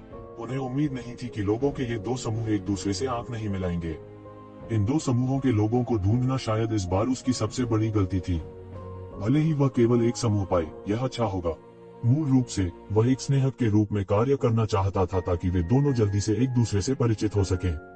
कौन जानता था कि किसी कारण से वे दोनों पहली बार मिलने पर सीधे एक दूसरे से लड़ेंगे, जैसे कि उनके बीच कोई गहरी नफरत हो। भाई, ये इन लोगों को हुआन दुनिया में प्रसिद्ध शख्सियत माना जाता है। उनकी उत्पत्ति छोटी नहीं है और उनकी ताकत भी अधिक है। यदि यह आवश्यक नहीं है तो बेहतर है कि उन्हें नाराज न करें। इस समय बाई जियानशेन ने उसे खुश करने के लिए जल्दी से अपनी आवाज येज़ेवेन को प्रेषित की। उसने येशिवेन का गुस्सा देखा था। अतीत में जब येज़ेवेन की ताकत यंग मास्टर घोस्ट फॉर्चून से बहुत कम थी, तो वह झुकने के बजाय टूटना पसंद करता था। ऐसे व्यक्ति के लिए उसे कष्ट देना अधिक कठिन होगा। मैं भी परेशानी पैदा नहीं करना चाहता। मैं भाई का चेहरा दूंगा। जब तक वे मुझे उकसाते नहीं हैं, मैं निश्चित रूप से उन्हें नहीं भड़काऊंगा। येज़ेवेन ने एक पल के लिए सोचा और कहा, धन्यवाद भाई, यह येज़ेवेन है, मेरे सहपाठी। वह मजबूत और प्रतिभाशाली है। उसका भविष्य असीम है। बाई जियानशेन ने उन्हें सतह पर शांति से पेश करना जारी रखा। इस बार मैंने उसे आने के लिए कहा क्योंकि मुझे आशा है कि एक और व्यक्ति अधिक शक्तिशाली होगा। आखिरकार कोई नहीं जानता कि पूर्वजों के पेड़ के डोमेन में क्या होगा। बाई जियानशेन का कारण सीधा था। यहाँ तक लंबे समय से असंतुष्ट बू हाओमियाओ भी कार्रवाई नहीं कर सके। C219 ने येज़ेवेन पर नजर डाली और कहा, हालांकि मुझे उसकी ताकत की बहुत उम्मीद नहीं है, क्योंकि वह कोई है जिसे आप लाए हैं। मैं इस बार आपको उसका सामना करूंगा। संप्रदाय के नेता के रूप में अपनी पहचान के साथ, यदि यह बाई जियानशेन के असीम भविष्य के लिए नहीं होता, तो उनके लिए इस टीम में शामिल होना असंभव होता। हालांकि इससे भी महत्वपूर्ण बात यह है कि वहाँ पहले से ही कई विशेषज्ञ मौजूद थे। येज़ेवेन की ताकत चाहे कितनी भी कमजोर क्यों न हो, वह अभी भी लेक प्रोफाउंड डेथ रियलम में था। वह ये शान और यून रो की तुलना में बहुत अधिक शक्तिशाली था, जिन्होंने अभी अभी गहन मृत्यु क्षेत्र में प्रवेश किया था। यह सोचकर वह कैसे गणनात्मक नहीं हो सकता था। भाई C2, उसे कम मत समझो। शुरुआत में उसने दावा किया कि उसे यंग मास्टर घोस्ट फॉर्चून की भी परवाह नहीं है। C2 हाओमियाओ ने धीरे से कहा और येशिवेन की तरफ देखा। येज़ेवेन के चेहरे पर तुरंत क्रोध का संकेत दिखा। एक प्रतिष्ठित संप्रदाय का नेता वास्तव में इतना लापरवाह था। इसके अलावा उनके बीच कोई दुश्मनी नहीं थी। क्या वह अधिक दोस्त होने के सिद्धांत को नहीं समझता था, जिसका अर्थ है अधिक अवसर? उन्हें यंग मास्टर घोस्ट फॉर्चून की भी परवाह नहीं थी। कितना प्रभावशील है। घोस्ट फॉर्चून कबीला रहस्यमय है। मुझे भी लगता है कि इससे निपटना बहुत मुश्किल है। वह अभी बड़ा नहीं हुआ है, लेकिन फिर भी उससे निपटना बहुत मुश्किल है। आपने वास्तव में दावा किया था कि आपको उसकी परवाह नहीं है। मुझे इस पर यकीन नहीं है। आजकल बहुत से लोग हैं जो शेख ही बघाड़ते हैं। लॉन जेनबी ने अचानक अपना मुंह खोला और बदसूरत मुस्कान के साथ कहा। यह थोड़ा क्रूर और थोड़ा भयानक था। सूरज की रोशनी के नीचे ऐसा लगता था कि तराजू एक चमकदार रोशनी का उत्सर्जन कर रहे थे। चूंकि ब्रदर लॉन्ग इस पर विश्वास नहीं करते हैं, तो आप इसे आजमा सकते हैं। बू हाओमियाओ ने उकसाना जारी रखा। दूसरी ओर मेइयर ने येज़ेवेन को सार्थक रूप से देखा लेकिन कुछ नहीं कहा। इस समय बाई जियानशिंग के चेहरे पर भी गुस्से का संकेत दिखा। उन्होंने ही एक शिवेन को पाया था। चाहे कुछ भी हो, येज़ेवेन इस टीम की सदस्य थी। सीटू नांटियन ने उसे चेहरा दिया और कुछ नहीं कहा। हालांकि इस बू हाओमियाओ ने वास्तव में उसे बार बार भड़काने की कोशिश की। ऐसा लग रहा था कि वह लड़ाई शुरू करना चाहता है। वह इस संगठन का सदस्य अच्छा कैसे दिख सकता है? यह सच है, उसके पास ताकत है या नहीं, हम कोशिश करने के बाद जान पाएंगे। लॉन जेनबेई ने येक शिवेन की तरफ एक अमित्रतापूर्ण नजर से देखा। ऐसा लग रहा था कि उसे विश्वास नहीं था कि येक शिवेन की तुलना यंग मास्टर घोस्ट फॉर्चून से की जा सकती है। येज़ेवेन ने एक गहरी सांस ली और कहा, चूंकि हर कोई मुझे सिखाना चाहता है, तो आओ। हालांकि जब तुम हार जाओ तो रोना मत। वह बहुत स्पष्ट था कि कोई बात नहीं, यह अभी भी था क्योंकि उसका क्षेत्र पर्याप्त नहीं था। यदि वह गहन मृत्यु लोक के शिखर पर होता, तो इन लोगों को केवल इसलिए कोई आपत्ति क्यों होती कि उसके पास एक विशेषज्ञ है जो उसकी मदद कर रहा है। इस समय उसे डर था कि कहीं वह मुंह बधिर होने का नाटक न कर दे।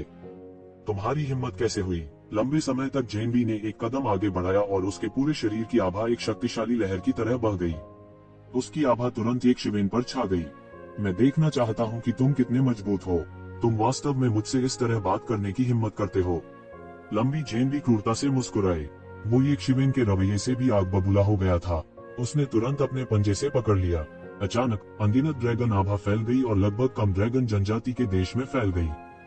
क्योंकि वह शुद्ध नस्ल का ड्रैगन जनजाति नहीं था, वह केवल ऐसा ही कर सकता था। लेसर ड्रैगन जनजाति के देश ने तुरंत येज़ेवेन को घेर लिया। पूरी दुनिया ने सारे कानूनों को कुचल दिया। यह असली ड्रैगन पंजा था। यह बहुत चौंकाने वाली बात थी कि वह ड्रैगन ट्राइब की जन्मजात जादुई शक्ति का इस हद तक इस्तेमाल कर सकता था। यदि आप मेरी ताकत का परीक्षण करना चाहते हैं तो बेहतर होगा कि आप और अधिक प्रयास करें। बस यह ड्रैगन पंजा पर्याप्त नहीं है। येज़ेवेन ने अप्रत्याशित ड्रैगन पंजे के सामने कोई डर नहीं दिखाया। इसके विपरीत उसने एक कदम आगे बढ़ाया और उसकी आकृति ने अंतहीन सुनहरी रोशनी बिखेर दी। फिर उसने अपनी पांचों उंगलियों को मुट्ठी में जकड़ लिया और तुरंत एक राक्षसी सुनहरी लहर उड़ा दी। यह सीधे एक ब्रह्मांड में परिवर्तित हो गया और अनगिनत प्रकाश धब्बे अकल्पनीय शक्ति से प्रस्फुटित हुए। इस सारी ऊर्जा ने येज़ेवेन के शरीर को ढक लिया और एक राक्षसी मुट्ठी ऊर्जा में परिवर्तित हो गई। उसके एक मुक्के ने अकल्पनीय रूप से भयानक शक्ति को उड़ा दिया था। टकराना, छोटी ड्रैगन जाति का राज्य एक पल में कुचल दिया गया। ड्रैगन का पंजा येज़ेवेन की मुट्ठी की ताकत के नीचे एक क्षणभंगुर बादल की तरह था। उसकी साधना के बाद लेट प्रोफाउंड डेथ रियलम के शिखर पर चढ़ गया था। उसकी ताकत में एक और पृथ्वी टूटने वाला परिवर्तन आया था। यह भी कहा जा सकता है कि वह अगले स्तर पर पहुंच गया था। इस पंच की शक्ति गहन मृत्यु क्षेत्र के शिखर पर एक साधारण विशेषज्ञ की शक्ति से अधिक थी। उसके पास 5 सम्राटों का समर्थन नहीं था, नहीं तो इस पंच की ताकत और भी चौंकाने वाली होती। यह इतना मजबूत कैसे हो सकता है? यह मुट्ठी ऊर्जा। लंबी जेनबेई बार बार पीछे हट गई। उसने उत्तराधिकार में प्रकाश की कुछ किरणों को पकड़ा जो कुछ दिव्य ड्रैगन में परिवर्तित हो गईं और उनके भीतर उनकी रक्षा की। येक शिवेन की मुट्ठी की ऊर्जा वे पूरी तरह से खा चुके थे। अभी अभी उसने केवल लापरवाही से हमला किया था और अपनी पूरी ताकत का इस्तेमाल नहीं किया था।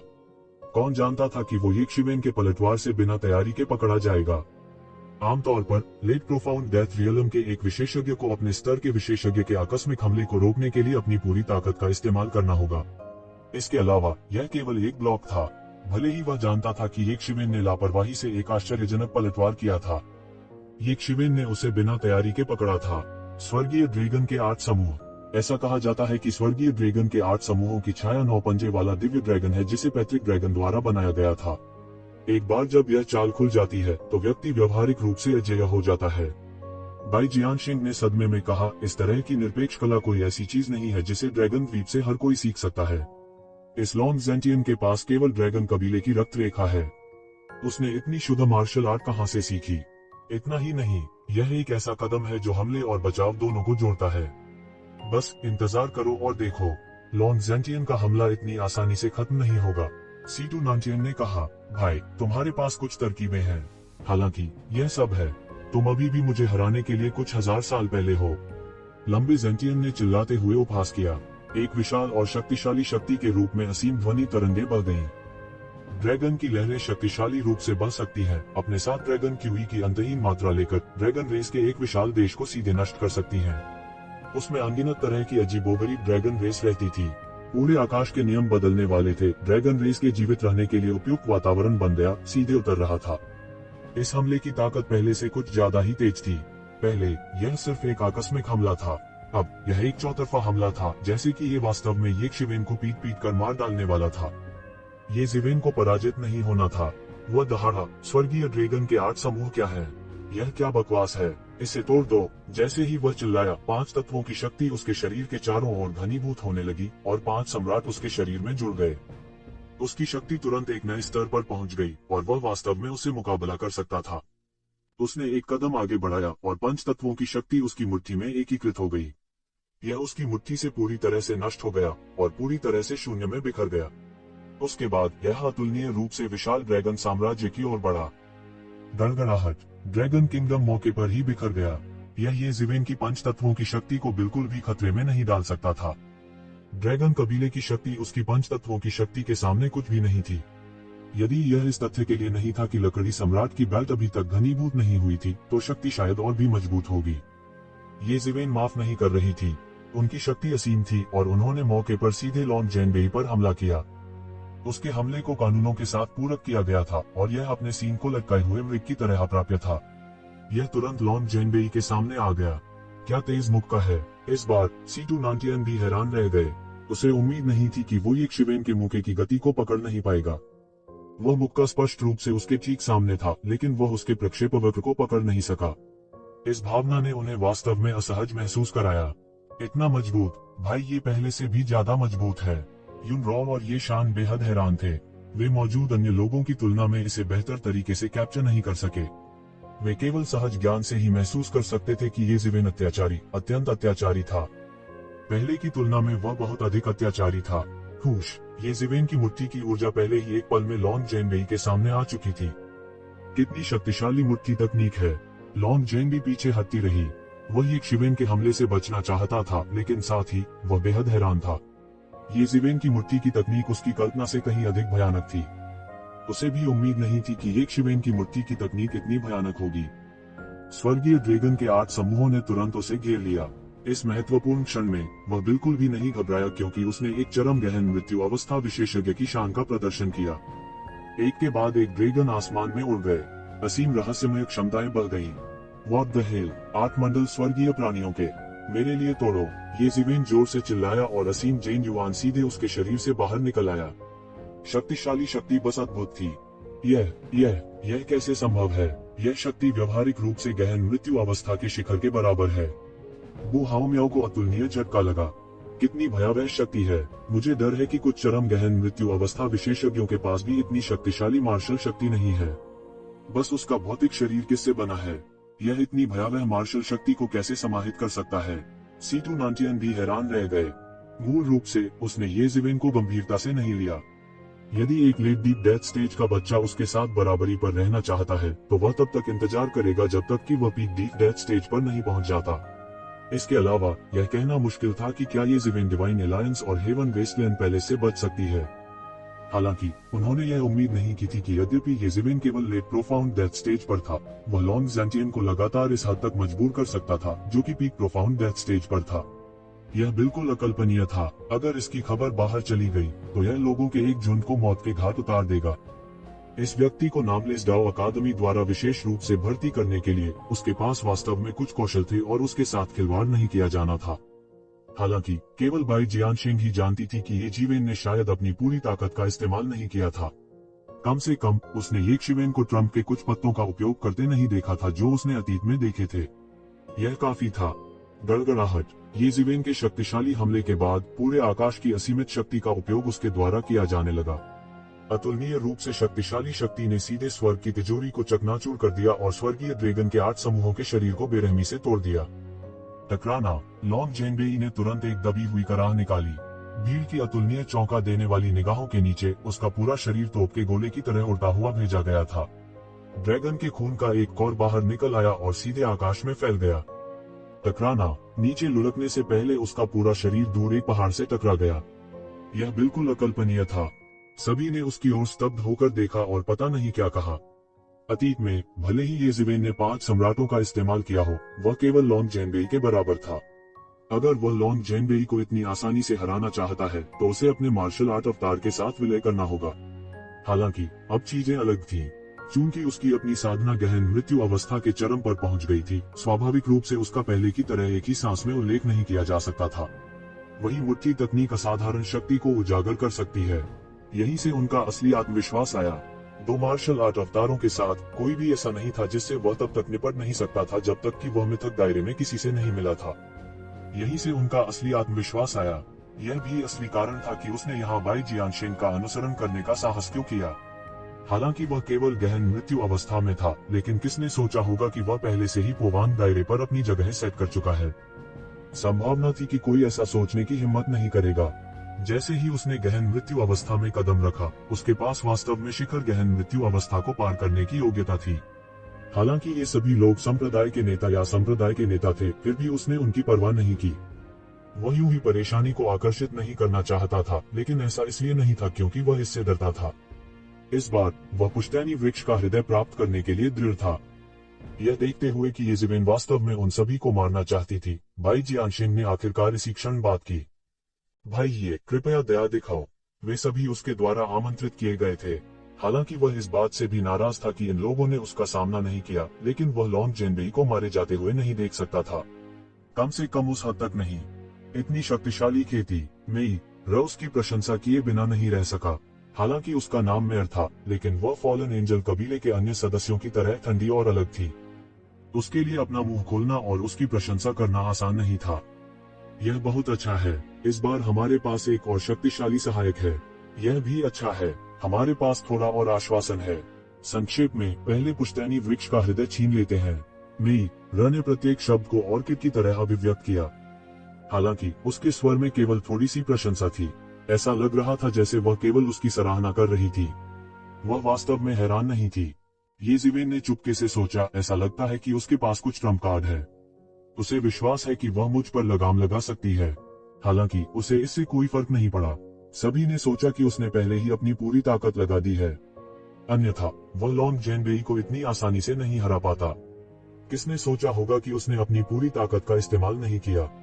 इसके अलावा वह अभी भी इससे दूर था, इसलिए भले ही उसने पहले हमला किया था, वह चिंतित नहीं था। ऐसा लग रहा था जैसे उसकी ताकत को दूसरों ने देख लिया हो। लंबी झेन भी दूर से रेंग कर निकली।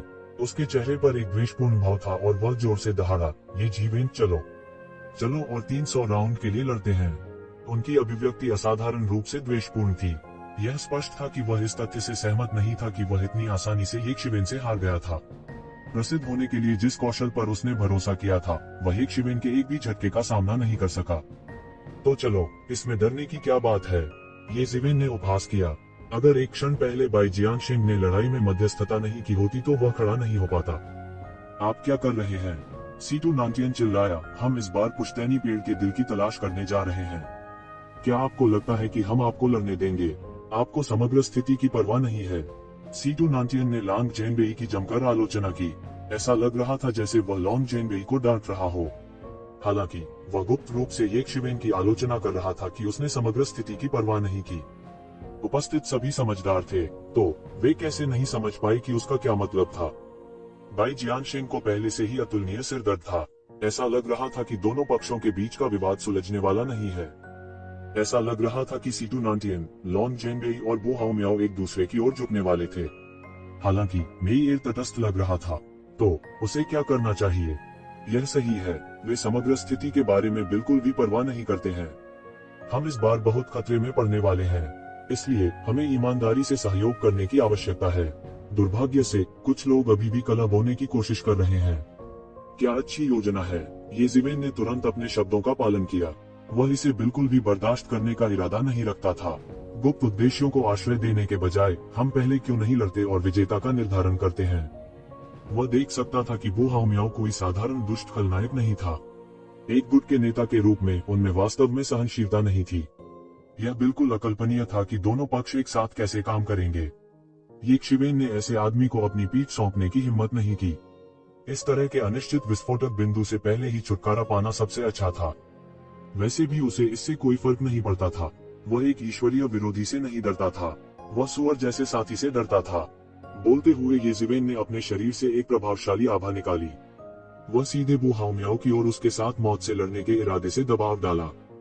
बू हाओमियाओ का रंग काफी बदल गया। यह एक पल पहले जैसा नहीं था। उसकी नजर में येज़ेबेल सिर्फ एक लड़का था जिसे एक पल पहले लापरवाही से सबक सिखाया जा सकता था। लेकिन अब येज़ेबेल ने एक ही बार में ऐसी अत्याचारी शक्ति का प्रदर्शन किया था। यह वास्तव में अप्रत्याशित था। येज़ेबेल ऐसा लड़का नहीं था जिसे आसानी से धमकाया जा सके। यह बहुत पेचीदा था। अगर इस समय येज़ेबेल ने उसे निशाना बनाया तो बाद में चीजें बहुत मुश्किल हो जाएंगी। येज़ेबेल, तुम क्या करने की कोशिश कर रही हो? मुझे मत बताओ कि तुम हमारे शुरू होने से पहले ही आपस में लड़ना चाहते हो। सब लोग, क्या आप इस आदमी का इतना घमंडी होना बर्दाश्त कर सकते हैं? बू हाओमियाओ ने ऊंची आवाज में कहा। वह लॉन्ग जेनबेई और सीटू नानचेन को अपनी तरफ खींचना चाहता था। आपको एक बड़ी टोपी लगाने की जरूरत नहीं है। अगर तुम नहीं होते तो मुझे और जेनबी को लड़ाई नहीं करनी पड़ती। क्या तुम अब भी सोचते हो कि तुम निर्दोष हो? येज़ेबेल ने अपनी आंखें सिकोड़ ली। उसका मारने का इरादा तेज हो गया। अगर वह इस कील से छुटकारा नहीं पा सका तो उसे चैन नहीं आएगा। दोनों तरफ का माहौल अचानक भारी हो गया। दोनों पक्ष युद्ध में टूटने के कगार पर थे। जो भी हो, कृपया आज मुझे कुछ चेहरा दें। हम मुख्य रूप से पूर्वजों के पेड़ के दिल के लिए यहाँ आए थे। अगर हम यहाँ आंतरिक कलह करते तो क्या हम दूसरों को लाभ नहीं पहुँचाते? भाई जियानशिंग ने खड़े होकर कहा। अगर उन्होंने इसे अच्छी तरह से नहीं संभाला तो शायद आंतरिक कलह होगी। यह मामला अभी तक सुलझा नहीं था, लेकिन यह उन पर पहले से ही एक छाया डाली हुई थी। उस मामले में मैं भाई को कुछ चेहरा दूंगा। हालांकि अगर वह हमें फिर से उकसाता है तो मुझे दोष न दे। येज़ेबेल ने बू हाओमियाओ की ओर रूखी नजर डाली और उदासीनता से कहा। अगर उसे इन 3 लोगों से एक साथ युद्ध करना पड़े तो भी वह नहीं डरता था। बू हाओमियाओ ने इस समय सिर्फ ये शिवेन को उदासीनता से देखा। उसने अभिनय नहीं किया, लेकिन उसे ये शिवेन से निपटने का ज्यादा भरोसा नहीं था। उसकी आंखें लगातार टिमटिमा रही थी और कोई नहीं जानता था कि वह क्या सोच रहा है। हालांकि जब से बाई जियानशिंग आगे आई थी, सभी ने अनिच्छा से संघर्ष को दबा दिया। सब अपने मन में क्या सोच रहे थे वही जानेंगे। हालांकि चूंकि सभी ने पहले ही तय कर लिया था, इसलिए उन्होंने देरी नहीं की। इसके विपरीत उनकी गति अभी भी काफी तेज थी और वे सीधे पूर्वज वृक्ष के क्षेत्र की ओर बढ़ गए। भाई, मुझे इस बार खेद है। मैंने तुम्हें परेशान किया है। बाई जियानशिंग ने माफी मांगी। यह कुछ भी नहीं है। येज़ेबेल मुस्कुराए और अपना सिर हिला दिया। वह इस बात को लेकर भी बहुत स्पष्ट था कि कोई भी इस तरह की चीजों को नियंत्रित नहीं कर सकता। हालांकि इस समय के दौरान भाई की प्रगति वास्तव में अतिशयोक्तिपूर्ण है। वह लॉन्ग जेनबेई कोई सामान्य व्यक्ति नहीं है, लेकिन वह वास्तव में आपके द्वारा वापस लड़ने की ताकत के बिना पीटा गया था। बाई जियानशिंग आश्चर्य में अपनी जीभ क्लिक किए बिना नहीं रह सकी। लॉन्ग जेनबेई की ताकत स्वाभाविक रूप से बेहद मजबूत थी, अन्यथा उन्होंने लॉन्ग जेनबेई को साथ आने के लिए आमंत्रित नहीं किया होता। हालांकि वो एक शिवेन से कोई फायदा नहीं उठा सके। कोई कल्पना कर सकता था कि एक शिवेन कितनी मजबूत थी। तो ज़िविन ने गुप्त रूप से सोचा कि पूर्वजों के पेड़ के डोमेन की यह यात्रा बेहद खतरनाक थी। उन्हें एक पुराने दिग्गज गुरु से निपटना था। हालांकि वह चाहे कितना भी पुराना क्यों न हो, वह अभी भी एक महान व्यक्ति था। ऐसे खतरे का जिक्र करने की जरूरत नहीं थी। यह काम पूरा करना बहुत मुश्किल है। हालांकि केवल एक पूर्वज वृक्ष का हृदय है। हम इसे कैसे विभाजित करने जा रहे हैं? येज़ेबेल ने आखिरकार यह सवाल पूछा। इस मिशन को पूरा करना स्वाभाविक रूप से बहुत कठिन है। हालांकि इस बार हमारा सबसे बड़ा लक्ष्य पैतृक वृक्ष का दिल है। यह हमारा एकमात्र लक्ष्य नहीं है। आपको पता होना चाहिए कि बहुत से लोग पैतृक वृक्ष के दिल पर नजर गड़ाए हुए हैं और यहाँ तक कि पौराणिक हस्तियां भी हो सकती हैं। अगर ऐसा होता है तो हम उनका मुकाबला कैसे कर सकते हैं? इसलिए हमारा लक्ष्य अन्य खजाने हैं। अगर हमें कुछ खजाना मिल जाता है तो यह बेड़ियों को तोड़ने के लिए पर्याप्त होगा और हमें एक ही बार में एक बड़ी सफलता हासिल करने की अनुमति देगा। बाई जियानशिंग ने कहा। यह अधिक व्यवहारिक था। बेशक हमारा मुख्य लक्ष्य अभी भी दिल का दिल है, पूर्वज वृक्ष। अगर हम पूर्वज वृक्ष का हृदय प्राप्त कर सकते हैं तो हम थोड़े समय में पोवांग राज्य तक भी पहुंच सकते हैं। बाई जियानशिंग का लहजा अंतहीन आत्मविश्वास से भरा था। साधारण मार्शल कलाकारों के लिए भी पोवांग क्षेत्र उतना ही कठिन था जितना कि स्वर्ग में चढ़ना। उसके लिए यह केवल समय की बात थी। इसलिए यह केवल समय की बात थी। इस वजह से वह पूर्वज वृक्ष के हृदय को और भी अधिक प्राप्त करना चाहता था। एक साधारण योद्धा के लिए पूर्वजों के पेड़ का दिल लगभग अजेय था, इसलिए उसके लिए तोड़ना केवल समय की बात थी। इस वजह से वह पूर्वज वृक्ष के हृदय को और भी अधिक प्राप्त करना चाहता था। अपनी स्थिति के आधार पर वह उसी क्षेत्र के लोगों की तुलना में लगभग अजेय था। इस वजह से उनके लिए आम लोगों की तुलना में आगे बढ़ना कई गुना मुश्किल था। इस वजह से वह पूर्वज वृक्ष के हृदय को और भी अधिक प्राप्त करना चाहता था। उसकी स्थिति को देखते हुए वह उसी क्षेत्र में दूसरों की तुलना में लगभग अजेय था, इसलिए उसके लिए आम लोगों की तुलना में कई गुना अधिक कठिन था। पूर्वज वृक्ष के हृदय की सहायता के बिना उसके लिए पूर्वज वृक्ष के हृदय तक पहुंचना अधिक कठिन होगा। भाई सीटू, ये ज़िवेन क्रूर और बर्बर है, हालांकि वह बहुत मजबूत भी है। मुझे डर है कि हम उसे अपनी व्यक्तिगत ताकत से दबा नहीं सकते। वास्तव में हमारे पीठ पीछे उसके द्वारा हमारे खिलाफ साजिश रची जा सकती है। वो हाउ म्याओ ने जारी रखा। इससे कोई फर्क नहीं पड़ता, इससे कोई फर्क नहीं पड़ता। वह कितना भी मजबूत क्यों न हो, वह मुझसे ज्यादा मजबूत नहीं हो सकता। मैं लगभग पोवांग दायरे में पहुंच गया हूँ। अगर वह मुझ पर हमला करने की हिम्मत करता है तो मैं उसे आसानी से मार सकता हूँ। इसके अलावा क्या उसने ईश्वरीय संघ और स्वर्ग बंजर भूमि महल का अपमान नहीं किया? यह कहना मुश्किल है कि क्या वह जीवित निकल सकता है। सीटू नांटियन ने उदासीनता से कहा। क्या भाई सीटू स्वर्ग बंजर भूमि युद्ध टीम के बारे में बात कर रहे हैं? वो हाउ म्याओ की आवाज अचानक गूंज उठी। मुझे अब याद आया, हेवन वेस्टलैंड बैटल टीम के किसी व्यक्ति ने भी इस बार एंसेस्टर ट्री डोमेन में प्रवेश किया। वे सन की लोगों का एक समूह है। अगर उन्हें पता होता कि एक शिवेन यहाँ है तो वे इसे जाने नहीं देते। मैं देखना चाहता हूँ कि वह क्या करने में सक्षम है। लॉन्ग जेनबेई ने ठंडेपन से कहा। हाँ, हेवन वेस्टलैंड युद्ध टीम द्वारा उसे मारने के बाद हम हेवन वेस्टलैंड पहले से भी इनाम प्राप्त कर सकते हैं। उस समय भले ही हम पूर्वजों के पेड़ का दिल नहीं प्राप्त कर सकते, फिर भी हमारे पास एक मौका होगा पोवांग दायरे में कदम। उस समय हम सभी रहस्यमय दुनिया में बड़े शॉट बन जाएंगे। हम सर्वशक्तिमान होंगे। सीटू नांटियन ने शांति से कहा। उसने पहले ही सब कुछ तय कर लिया था। भाई सीटू समझदार है, वो हाउ म्याओ ने कहा। चूंकि उसके पास पहले से ही एक योजना थी, इसलिए उसे एक शिवेन से निपटने के लिए जल्दबाजी करने की जरूरत नहीं थी। ये ज़िवेन वास्तव में उसे मारना चाहते थे, जिससे वह हैरान और क्रोधित दोनों थे। वह बहुत दुस्साहसी था। दूसरी ओर मी र और युन रॉ एक दूसरे के साथ भावुकता से बातें कर रहे थे। दोनों सुंदरियां खिलखिलाकर हंस पड़ी और वहां मौजूद कई पुरुषों की निगाहें उन पर आकर्षित हो गईं। हर कोई पूर्वज ट्री डोमेन के लिए रवाना हुआ। युन रॉ, जो उनमें से सबसे नीचे थी, ने पहले ही गहन मृत्यु क्षेत्र में कदम रख दिया था। उसकी गति स्वाभाविक रूप से धीमी नहीं थी और वे जल्द ही पूर्वज ट्री डोमेन में टूट गए। जैसे ही उन्होंने पूर्वज वृक्ष के क्षेत्र में प्रवेश किया, उन्होंने तुरंत आध्यात्मिक क्यूई के साथ मिश्रित लकड़ी के असीम गुणों को महसूस किया। यह आध्यात्मिक क्यूई की लहरें बनाते हुए सीधे बह गया। हालांकि कोई भी लापरवाही से इसे अपने शरीर में समाहित करने की हिम्मत नहीं करता था। आध्यात्मिक क्यूई में आध्यात्मिक क्यूई की लकड़ी की अनगिनत विशेषताएं थीं, जो सीधे शरीर के मध्याह पर हमला करती थीं। अगर वे सावधान नहीं होते तो वे मौके पर ही विस्फोट कर देते। यह बेहद खतरनाक था। सभी ने खुद को आध्यात्मिक क्यूई से अलग करते हुए खुद को बचाने के लिए अपनी ट्रू क्यूई को सक्रिय किया। आध्यात्मिक क्यूई को शुद्ध करने में बहुत समय लगेगा यदि वे शुद्ध लकड़ी के गुणों के नियमों को आत्मसात करना चाहते हैं। लाभ घाटे की भरपाई नहीं कर सका। यह लकड़ी की विशेषताओं वाले मार्शल कलाकारों के लिए विशेष रूप से बनाया गया स्वर्ग था। जब तक वे मार्शल आर्ट की इस विशेषता में विशेषज्ञ नहीं होंगे, वे प्रतिबंधित रहेंगे और 1 इंच भी आगे बढ़ने में असमर्थ होंगे। यह लकड़ी की आत्मा का देश था। ज़िवेन ने हाल ही में पूर्वजों के पेड़ की दुनिया में प्रवेश किया था और उन्होंने अनगिनत लकड़ी के जीवों को अंदर देखा। उन्होंने विभिन्न संप्रदायों और यहाँ तक साम्राज्यों का भी गठन किया था। यह बिल्कुल बाहरी दुनिया की तरह लग रहा था। गहन जीवन क्षेत्र और गहन मृत्यु क्षेत्र में अस्तित्व भी थे। पूर्वजों के पेड़ द्वारा सैकड़ों हजारों वर्षों के संचालन के बाद पूर्वजों के पेड़ डोमेन की ताकत स्वर्ग के उजाड़ महल और अन्य दिग्गजों की तुलना में बहुत खराब नहीं थी, अगर पौराणिक विशेषज्ञों को शामिल नहीं किया गया। अगर वे पूरी ताकत से बाहर आए तो पूरी हुआन की दुनिया में कोहराम मच जाएगा। द वुड एलिमेंटल क्यूई ने अतुलनीय रूप से विशाल तूफानों की एक श्रृंखला को मार डाला, जिसने कहर बरपाया और बह गया। इन आंधियों के भीतर कई शक्तिशाली लकड़ी के राक्षस कहर बरपा रहे थे। इन तूफानों में से प्रत्येक में लकड़ी के राक्षसों का साम्राज्य था। हालांकि आनंद के लायक केवल एक चीज थी कि कोई पौराणिक आकृतियां नहीं थी। पूर्वज वृक्ष को छोड़कर कोई अन्य पौराणिक आकृतियां नहीं थी। ऐसा लगता था कि पूर्वज वृक्ष ने पूरी दुनिया के सार को अवशोषित कर लिया था और एक दूसरी पौराणिक आकृति के जन्म को बर्दाश्त नहीं कर सका। अन्यथा भले ही पूर्वज वृक्ष गिर गया हो, कोई भी पूर्वज वृक्ष क्षेत्र में आने की हिम्मत नहीं करेगा। इन लोगों ने अपनी आभा को संयमित नहीं किया। जैसे ही उन्होंने प्रवेश किया, वे तुरंत एक तूफान द्वारा खोजे गए।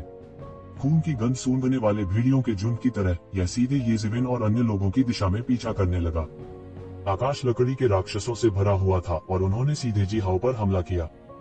ये ज़िवेन की अभिव्यक्ति गंभीर थी।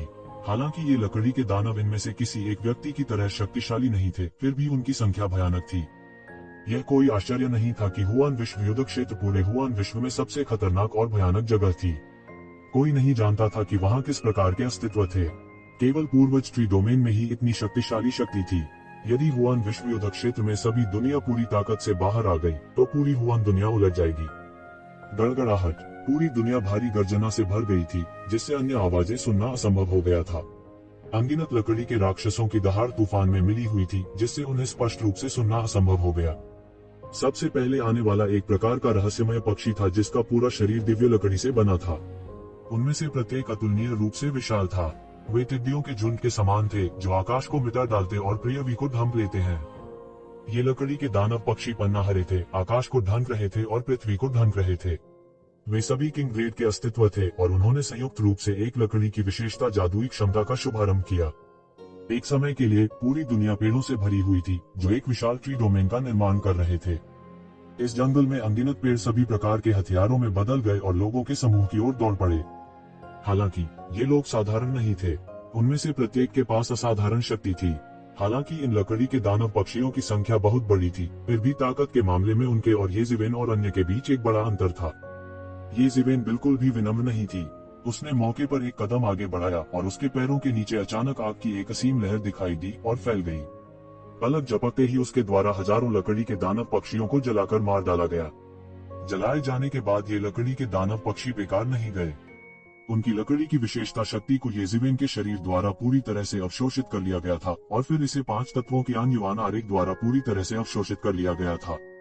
लकड़ी विशेषता शक्ति को उनके 5 तत्वों के युआन आरेख द्वारा अवशोषित किया गया था और यह लकड़ी सम्राट बेल्ट में घनीभूत होना शुरू हुआ। हालांकि यह वुड एम्परर बेल्ट को संघनित करने से अभी भी एक लंबा रास्ता था, यह एक शुरुआत थी। हालांकि यह बाल्टी में एक बूंद की तरह था। ये ज़िवेन अब 5 तत्वों के युआन आरेख को संक्षिप्त करना चाहते थे।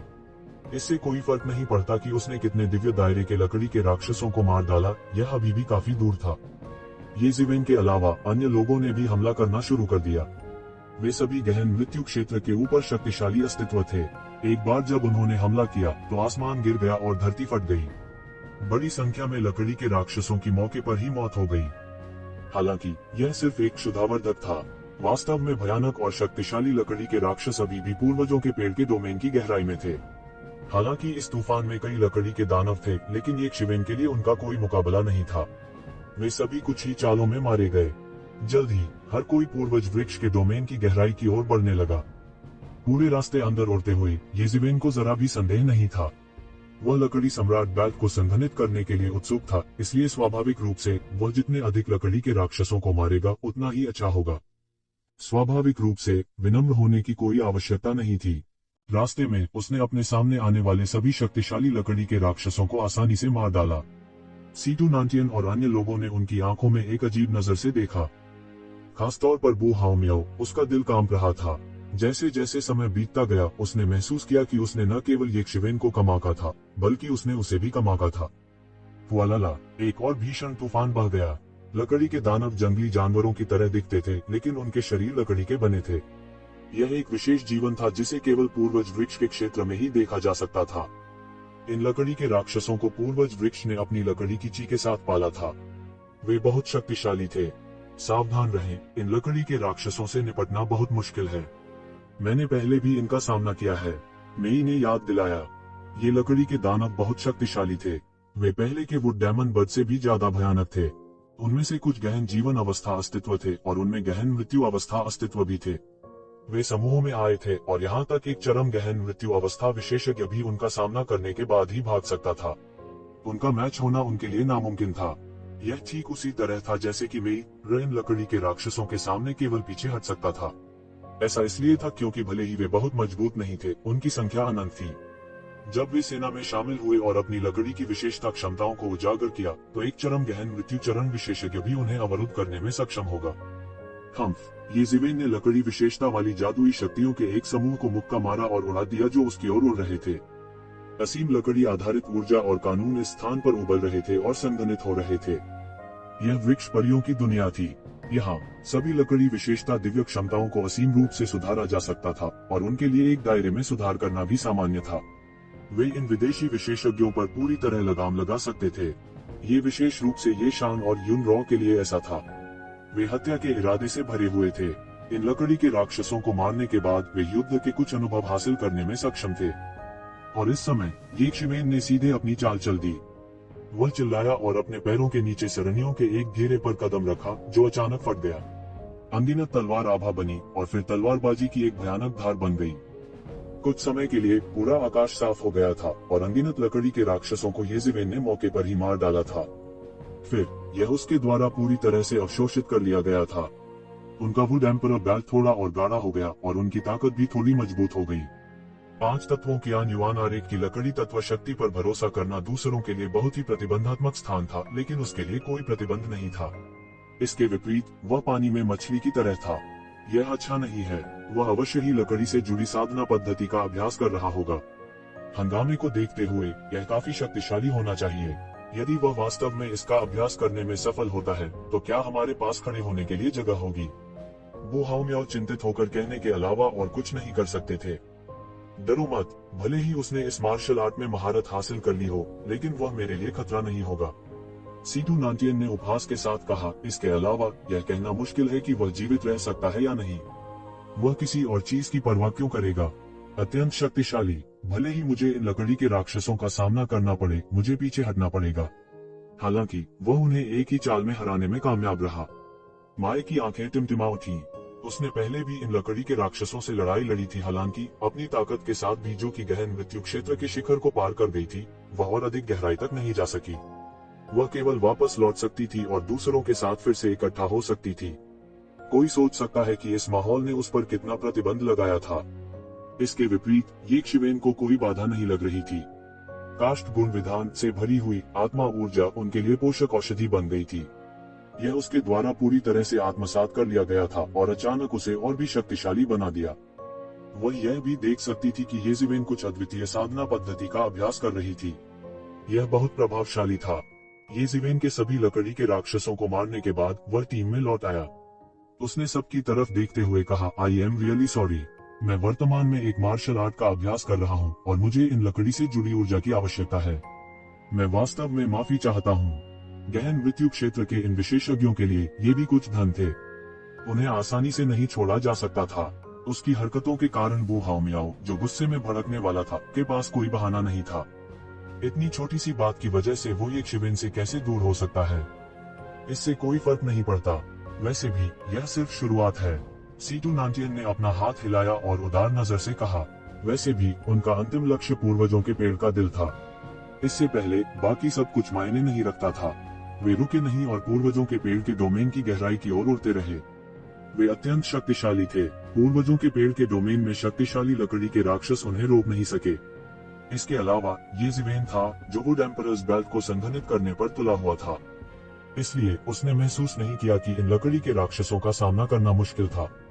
इसके विपरीत उन्हें लगा कि यह एक अच्छा अवसर है। उन्होंने 3 दिन और 3 रात उड़ान भरी। मूल रूप से उनकी गति के साथ उन्हें एक साधारण दुनिया में पूरी गति से उड़ने में इतना समय नहीं लगेगा। हालांकि उन लकड़ी के राक्षसों से निपटने के लिए उन्हें बार बार रुकना पड़ा। पूरे 3 दिनों के बाद उन्होंने पूर्वज वृक्ष की सीमा के मुख्य क्षेत्र में अपना रास्ता बना लिया था।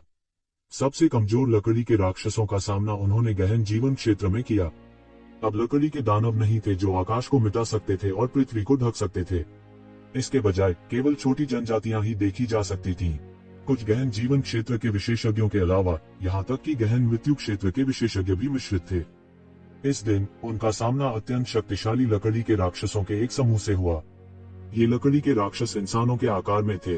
वे छोटे छोटे पर्वतों के समान विशाल थे। दूर से देखने पर वे पर्वत श्रृंखलाओं के समान प्रतीत होते थे। वे अत्यंत विशाल थे। वे अपने हाथों में नाना प्रकार के अस्त्र शस्त्र लिए हुए थे और भयंकर आभा बिखेर रहे थे। उनकी आंखें तुरंत चमक उठी। ऐसा लगता है कि लकड़ी के राक्षसों के इस समूह में उनमें से अधिक 100 थे। हालांकि वे सभी बेहद शक्तिशाली थे। उनमें से सबसे कमजोर भी गहन मृत्यु अवस्था और उससे ऊपर था। वास्तव में उनके बीच काफी संख्या में चरम गहन मृत्यु अवस्था विद्यमान थी। शिखर गहन मृत्यु क्षेत्र लकड़ी दानव ने जिस धन का प्रतिनिधित्व किया वह स्वाभाविक रूप से कहने की जरूरत नहीं थी। हमें लकड़ी के राक्षसों के इस समूह को याद नहीं करना चाहिए। हमें ठीक से योजना बनानी चाहिए। सीटू नांटियन ने रुक कर कहा। उसकी आंखें इच्छा से भर गईं। हालांकि इन लकड़ी के राक्षसों से निपटना आसान नहीं था। वे पहले के लकड़ी के राक्षसों की तरह नहीं थे, जहां उनमें से कोई भी उन्हें पूरी तरह से खत्म कर सकता था। इन लकड़ी के राक्षसों में से हर एक गहन मृत्यु क्षेत्र के ऊपर एक अस्तित्व था। वे बेहद शक्तिशाली थे और उनसे निपटना आसान नहीं था। केवल ये 100 से अधिक लोग गहन दुनिया में एक साधारण प्रथम श्रेणी बल के पास गहन मृत्यु चरण के विशेषज्ञों की संख्या के बराबर थे। वे केवल प्रथम श्रेणी की ताकतों के नेता थे, इसलिए उन्हें सावधान रहना पड़ा। हालांकि इससे पहले कि वे इन विशाल लकड़ी के राक्षसों के साथ परेशानी का सामना कर पाते, उन्हें पहले ही विशाल लकड़ी के राक्षसों द्वारा खोज लिया गया था। यह फिर से बाहरी लोग हैं। ये बाहरी लोग पूर्वजों के दिल को छीनने के लिए पूर्वजों के पेड़ के गिरने का फायदा उठाना चाहते हैं। हम उन्हें कैसे सफल होने दे सकते हैं? हम इन बाहरी लोगों को मरना ही होगा। मैं इन सबको खा जाऊंगा। यह सही है। भले ही पूर्वज वृक्ष गिर गया हो, पूर्वज वृक्ष का दिल हमें विरासत में मिलना चाहिए। इस तरह हम अपने बीच एक किंवदंती क्षेत्र विशेषज्ञ का उत्पादन करने में सक्षम होंगे। उस समय हमारे लकड़ी दानव कबीले के जीवन काल के साथ हम सैकड़ों हजारों वर्षों तक शांति से रह पाएंगे। इन विशाल लकड़ी के राक्षसों ने कुछ हद तक लालची रूप प्रकट किया। ये ज़िवेन और अन्य लोगों ने इन विशाल लकड़ी के राक्षसों को शिकार के रूप में माना। हालांकि दूसरी ओर उन्होंने ये ज़िवेन और अन्य लोगों को भी अपना शिकार बनाया।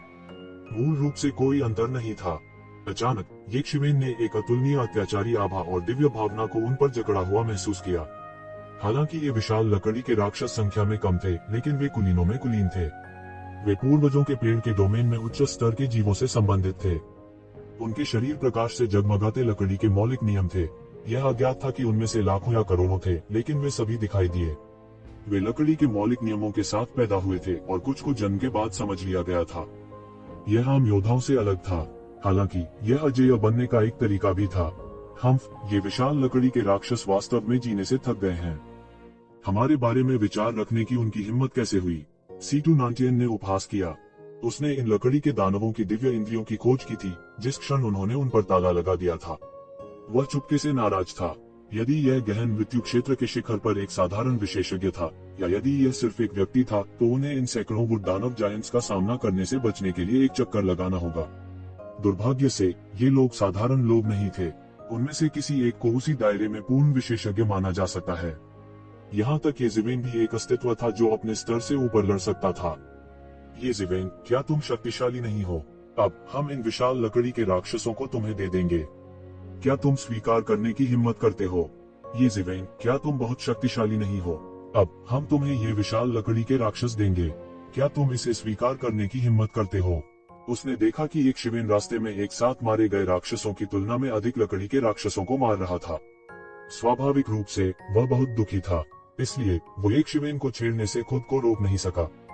बेवकूफ, क्या तुम उसके लिए अवसर पैदा नहीं कर रहे हो? सीटू नांटियन ने चुपके से अपने दिल में शाप दिया।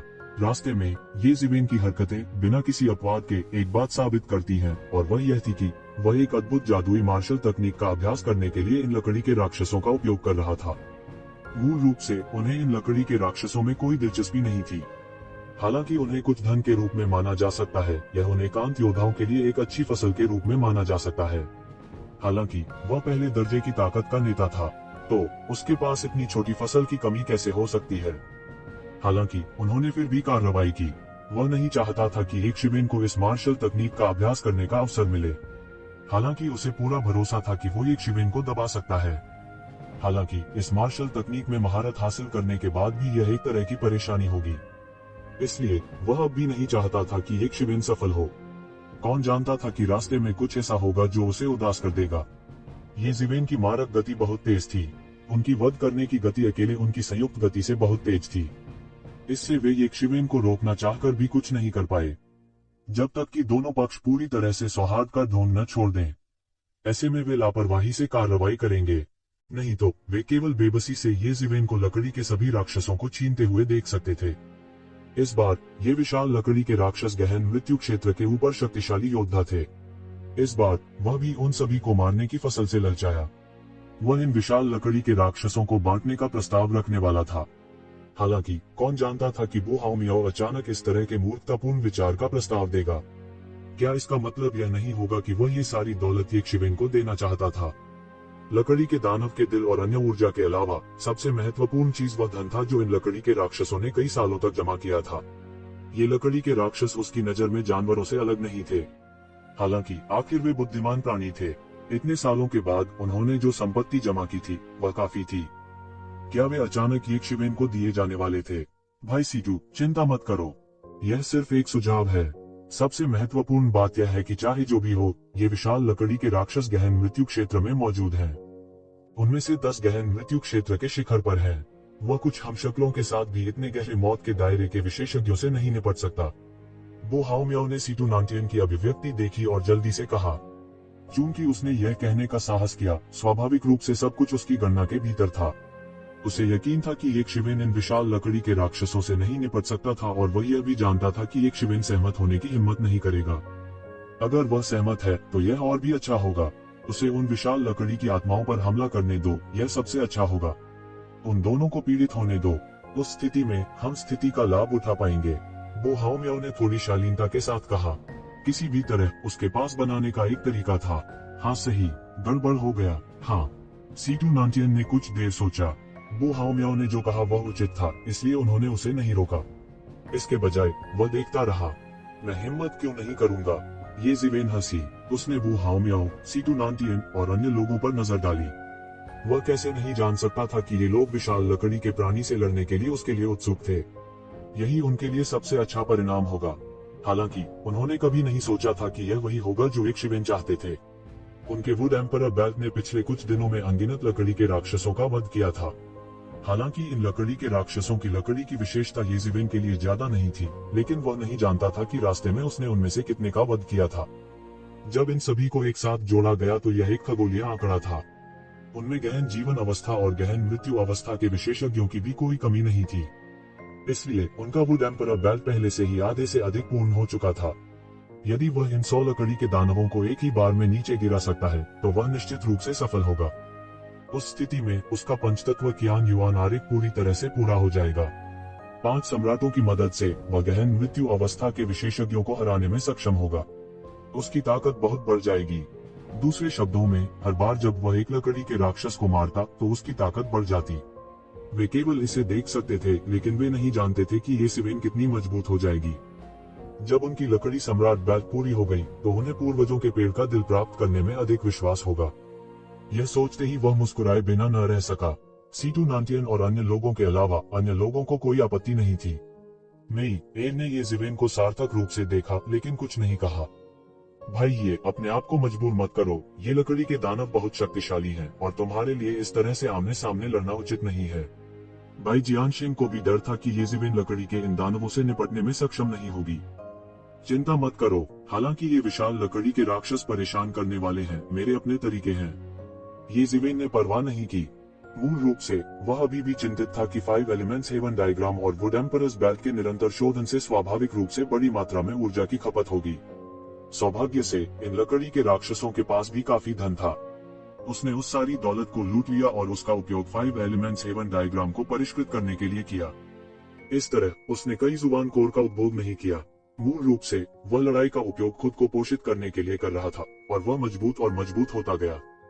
यक्षवेन ने उनके पछताने का इंतजार नहीं किया। एक लंबी गर्जना के साथ उसने सीधे विशाल लकड़ी के राक्षसों की भीड़ पर हमला किया। जब इन विशाल लकड़ी के राक्षसों ने देखा कि एक बाहरी व्यक्ति यज़िवेन ने सीधे उन पर हमला करने की हिम्मत की है तो वे तुरंत क्रोधित हो गए। उन्हें संख्या और ताकत में फायदा था, लेकिन उन्होंने पहला कदम भी नहीं उठाया था। यज़िवेन, एक बाहरी व्यक्ति, ने वास्तव में पहला कदम उठाने की हिम्मत की थी। वह बस मौत को दावत दे रहा था। उन्होंने तुरंत उपहास किया। एक शक्तिशाली late stage deep death stage विशेषज्ञ ने तुरंत एक लकड़ी का भाला निकाला और उसे यक्षवेन की ओर बढ़ाया। वह उसके दिल में छेद करना चाहता था। हालांकि यह लकड़ी का बना था, यह कई दिव्य हथियारों से कहीं अधिक शक्तिशाली था। यज़िवेन ने चकमा नहीं दिया। उन्होंने सीधे थप्पड़ मार दिया। बजना, धातु के टकराने की तेज आवाज के साथ लकड़ी के भाले पर तुरंत असीम शक्ति का प्रभाव पड़ा और वह तुरंत एक जोरदार धमाके के साथ टूट गया।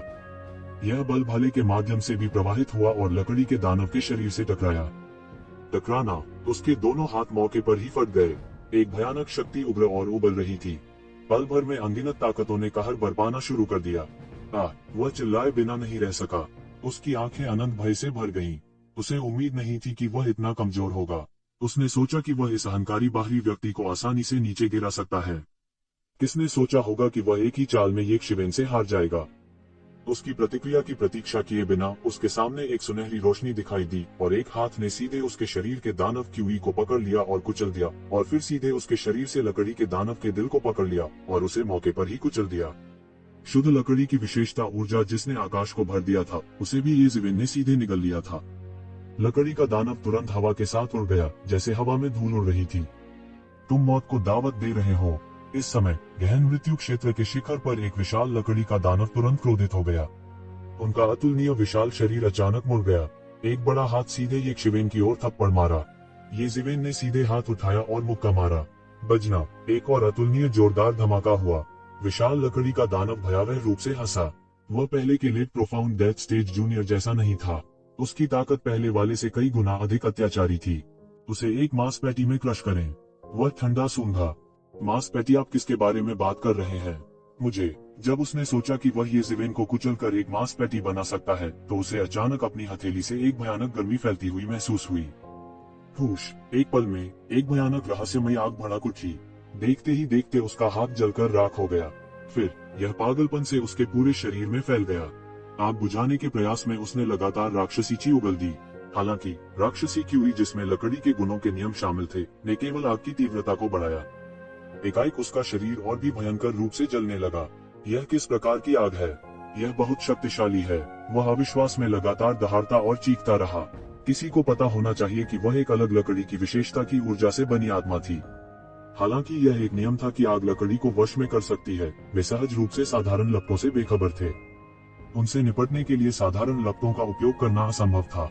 यहाँ तक अगर यह एक साधारण लौ थी, तो वे इसे गंभीरता से नहीं लेते थे। किसने सोचा होगा कि इस तरह की लौ इतनी शक्तिशाली होगी? फीनिक्स की चीख के साथ profound death realm wood demon की चोटी मौके पर ही पूरी तरह से जलकर खाक हो गई। यह केवल एक गुण को विकसित करने की त्रासदी थी। हालांकि यह शक्तिशाली था, यह पूरी तरह से किसी ऐसी चीज से वश में हो जाएगा जो उसे वश में कर सके।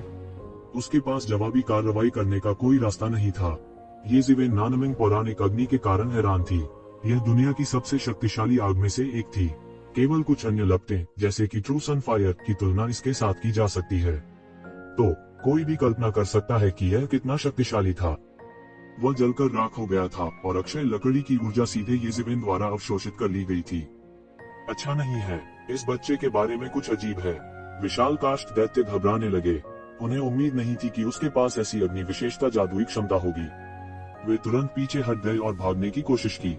हालांकि येशिवेन उन्हें इतनी आसानी से कैसे जाने दे सकती थी। वह ठंडा सूंघा और आकाश में आग जल उठी। लकड़ी से जुड़े लिंकी की मदद से दुनिया को आग के समुद्र में बदल दिया गया था। इन लकड़ी के दानव दिग्गजों के पास प्रतिक्रिया करने का समय भी नहीं था और वे लकड़ी की क्यूई में जल गए थे, जिससे आकाश भर गया था। फिर उसने अपना मुंह खोला और वह सब चूस लिया। उसके शरीर पर वुड एम्परर बेल्ट तुरंत संघनित हो गया। हर कोई चौंका। उन्होंने उम्मीद नहीं की थी कि लकड़ी के ये राक्षस, जिनसे निपटना बहुत मुश्किल था, येशिवेन इतनी आसानी से निपट लेंगे। उसने उन सबको एक ही आग से भस्म कर दिया था। वह किस प्रकार की लौ है? यह बहुत शक्तिशाली है, बू हाओमियाओ ने हक्का बक्का होकर कहा। नान मिंगली फायर, यह फीनिक्स कबीले की सबसे शक्तिशाली नटाल जादुई शक्ति है, लॉन्ग जेनबेई ने कहा। पिछले काफी समय से ड्रैगन और फीनिक्स में वर्चस्व की लड़ाई चल रही थी, इसलिए वे स्वाभाविक रूप से फीनिक्स कबीले को अच्छी तरह से समझते थे। हालांकि उसके पास केवल कुछ ड्रैगन कबीले का खून था, वह उनसे अपरिचित नहीं था। उस पुरुष ने यह कैसे किया? बू हाओमियाओ को इस पर विश्वास नहीं हो रहा था। चूंकि इसे एक नटाल जादुई शक्ति कहा गया था, इसका मतलब था कि फीनिक्स कबीले के अलावा कोई भी इसका इस्तेमाल नहीं कर सकता था। क्या ऐसा हो सकता है कि उसके पास फीनिक्स कबीले का खून भी हो? सीटू नांटियन ने भौचक्का होकर कहा। यह असंभव नहीं था। फीनिक्स कबीले को अनगिनत वर्षों के लिए स्थापित किया गया था। इनका वंश बहुत विस्तृत था। यहाँ तक महान स्वर्गीय फोनिक्स लेडी भी मानव कबीले की थी। कुछ भी असंभव नहीं था। हालांकि इन सभी लकड़ी के राक्षसों को येशिवेन ने एक ही सांस में मार डाला था। जरा सा भी फायदा उनके हाथ नहीं लगा था। ये सभी साधारण लकड़ी के दानव थे। उनमें से सबसे कमजोर गहन मृत्यु क्षेत्र में था, जो अपने आप में अनंत धन का प्रतिनिधित्व करता है। येशिवेन ने अपने शरीर में सारी वुड क्यूई को अवशोषित करने के बाद धीरे धीरे राहत की सांस ली। वह स्वाभाविक रूप से अच्छी तरह से जानता था कि वह इस बार बड़े पैमाने पर सफल होने में सक्षम था, क्योंकि नानमिंगली फायर ने इन लकड़ी के राक्षसों को काफी हद तक रोक दिया था। इसके अलावा वे पहरे पर नहीं थे, यही वजह है कि वह उन सभी को मारने में सक्षम था। अन्यथा इतने सारे गहरे मौत के दायरे वाले लकड़ी के राक्षसों से निपटना इतना आसान नहीं होगा। हालांकि वुड एम्परर बेल्ट बनने के बाद 5 तत्वों के युआन आरेख पूरा हो गया और इसकी शक्ति बढ़ गई। भले ही उसकी खेती नहीं बढ़ी, लेकिन उसकी ताकत बहुत बढ़ गई थी। हालांकि वे अनिच्छुक थे, ऐसा कुछ भी नहीं था जो वे कर सकते थे, विशेष रूप से सीटू नांटियन, जो बस एक शब्द भी नहीं कह सकते थे। उसने ये शिवन को नहीं रोका क्योंकि वह ये शिवेन को खुद को मूर्ख बनाते हुए देखना चाहता था। लेकिन कौन जानता था कि ये शिवेन ने खुद को मूर्ख नहीं बनाया और इसके बजाय इतना बड़ा लाभ प्राप्त किया। इसने निस्संदेह उसे बेहद अनिच्छुक बना दिया। भले ही यह मामला था, सभी के पास आगे बढ़ने के अलावा और कोई चारा नहीं था। बहुत जल्दी वे पूर्वज ट्री वर्ल्ड के मध्य क्षेत्र में पहुंचे। रास्ते में उन्हें peak profound death stage would diamonds की बढ़ती संख्या का सामना करना पड़ा। वे सभी पूर्वज वृक्ष का समर्थन करने के लिए मध्य क्षेत्र की ओर भाग रहे थे। गर्जन! अचानक जैसे ही वे पास आए, उन्होंने महसूस किया कि दूर से हवा का एक भयानक प्रवाह आ रहा है। पूरा आकाश फटने लगा और अंतहीन लकड़ी के मौलिक नियम एक पल में प्रकट हो गए। शून्य बुरी तरह से विकृत हो गया, मानो किसी प्रकार की शक्ति से इसे उड़ा दिया गया हो। ध्यान से, ये जिवेन की इंद्रियां सबसे तेज थी और उन्होंने इस विसंगति का पता लगाने वाले पहले व्यक्ति थे। इस समय येशिवेन को कुछ भी कहने की आवश्यकता नहीं थी, क्योंकि उस पल में एक राक्षसी लहर बह निकली। ऐसा लग रहा था कि यह आकाश को नष्ट कर सकता है और पृथ्वी को बुझा सकता है। ऐसा लग रहा था जैसे यह सब कुछ समतल कर सकता है। सभी ने जल्दबाजी में अपनी सुरक्षा के लिए अपनी सुरक्षात्मक सच्ची मौलिक ऊर्जा या विभिन्न जादू के उपकरण तैयार कर लिए। बूम! हवा की अनगिनत लहरें ये जीवेन के शरीर को पार कर गईं और उसके कपड़े हवा में लहरा गए। उसके शरीर की सतह पर अनंत देवता पानी की सतह की तरह हिंसक रूप से उतार चढ़ाव करने लगे। संपूर्ण गर्जना की ध्वनि तरंगों की शक्ति की कल्पना की जा सकती थी। यह बेहद भयानक था। हर कोई इसे बिना किसी दुर्घटना के चकमा देने में कामयाब रहा। हालांकि उनके भाव सभी बदसूरत हो गए। उग्र गर्जना की शक्ति बहुत अधिक और भयावह थी। यदि यह गहन मृत्यु अवस्था से नीचे का कोई व्यक्ति था, यदि वे सावधान नहीं होते तो वे उस गर्जना से मौके पर ही मारे जा सकते थे। उनके भाव गंभीर हो गए क्योंकि उन्होंने पाया कि पूर्वज वृक्ष की ताकत 1000 गुना या यहाँ तक 10,000 गुना अधिक भयानक थी, जो कि उन्होंने शुरू में उम्मीद की थी। यह वृक्षों का एक असीम समुद्र था जो जहाँ तक नजर जाती थी वहाँ तक फैला हुआ था। यह एक अतुलनीय विशाल जंगल की तरह था और इस विशाल जंगल के केंद्र में एक विशाल वृक्ष था। यह बेहद लंबा, बेहद चौड़ा, बेहद लंबा और बेहद लंबा था, जो बादलों तक पहुंच रहा था। इस पूर्वज वृक्ष की अपेक्षा के अनुरूप यह, भले ही ये जिवेन ने अपने जीवन में कई विशाल जीवों को देखा था और यह भी महसूस किया था कि स्वर्ग और पृथ्वी के नियम भी बहुत बड़े हो सकते हैं, उसने इतना बड़ा प्राणी कभी नहीं देखा था। पूरा पेड़ व्यवहारिक रूप से अपनी ही दुनिया थी। आसपास की आध्यात्मिक ऊर्जा और भी निडर हो गई। एंसेस्टर ट्री की युवान स्पिरिट सीधे एक विशाल हरे लकड़ी के दानव विशालकाय में परिवर्तित हो गई। यह अतुलनीय विशाल वृक्ष की रखवाली करते हुए बस हवा में तैरता रहा। वह युवान स्पिरिट पूर्वज वृक्ष है। जब तक उसकी युवान आत्मा नष्ट हो जाती है, तब तक किसी और चीज के बारे में चिंता करने की कोई जरूरत नहीं है। बाई जियानशिंग ने अपनी आंखें सिकोड़ ली और विशाल लकड़ी के दानव को देखा और कहा। सभी ने सिर हिलाया। वे इस बात को लेकर भी बहुत स्पष्ट थे कि यदि वे पूर्वज वृक्ष की युवान आत्मा को समाप्त नहीं कर सके, तो वे विशाल वृक्ष के आंतरिक भाग को भेदने में सक्षम नहीं होंगे। वहीं असली खजाना स्थित था। वास्तव में यह विशाल वृक्ष ही वह स्थान था जहां खजाना स्थित था। एक समय के लिए पूरा अंतरिक्ष हिल गया और लहरदार हो गया। स्थानिक तरंगों की परतें लगातार दिखाई दे रही थी। अनगिनत मार्शल आर्ट की धार हवा में पूर्वज वृक्ष की युवान आत्मा की ओर बह गई। इस बार हर कोई तैयार होकर आया था और वे सभी अग्नि विशेषता वाले जादुई उपकरणों का उपयोग कर रहे थे। इसके अलावा वे सभी स्वर्गीय लपटें थीं। ये सामान्य लपटें नहीं थीं और उन्होंने आग के ड्रैगन का निर्माण किया जो आकाश और पृथ्वी को कवर करते हुए बह गए। हालांकि ये हमले वास्तव में पूर्वजों के पेड़ की युवान आत्मा को नुकसान पहुंचाने में असमर्थ थे। एंसेस्टर ट्री की युवान स्पिरिट को मात नहीं देनी थी। विशाल लताएं शून्य में तैरती है और समय समय पर बाहर निकलती रहती है। वे तेज, सटीक और निर्मम थे, सीधे शून्य में छेद कर रहे थे। समय समय पर ऐसे लोग होंगे जो लापरवाह थे और उन्हें बिल्कुल भी ब्लॉक नहीं कर सकते थे। उन्हें मौके पर ही चोटें आई और मौके पर ही उनकी मौत हो गई। उनकी लाशें जमीन पर गिर गईं और नीचे के ऊंचे पेड़ों से सीधे निकल गए, बिना दफन किए मर गए। लड़ाई बेहद तीव्र थी, लेकिन हर कोई पूर्वज वृक्ष का दिल पाने के लिए पागल हो गया था। इन विशेषज्ञों के लिए प्रोफाउंड डेथ रियलम के चरम पर पोवांग दायरे में प्रवेश करने की एकमात्र उम्मीद थी। पोवांग क्षेत्र और गहरा मृत्यु क्षेत्र केवल एक क्षेत्र के अलावा थे, लेकिन अंतर स्वर्ग और पृथ्वी के बीच के अंतर जैसा था। इन विशेषज्ञों के लिए पोवान क्षेत्र में सेंध लगाने की संभावना बहुत कम थी। अगर मौका होता तो वे बहुत पहले ही पोवान दायरे में आ गए होते। शेष लोगों के लिए वे विभिन्न कारणों से पोवान क्षेत्र में प्रवेश करने में असमर्थ थे। उनके लिए वे थोड़ी सी भी उम्मीद आसानी से नहीं छोड़ेंगे, इसलिए वे सब पागल हो गए थे। अचानक येज़ेबेल ने देखा कि उसके पैरों के नीचे पेड़ों के बीच एक विशाल लकड़ी का दानव छिपा हुआ था। यह अपनी बड़ी बड़ी आंखों से येज़ेबेल को घूर रहा था, जो तांबे की घंटियों जैसी थी।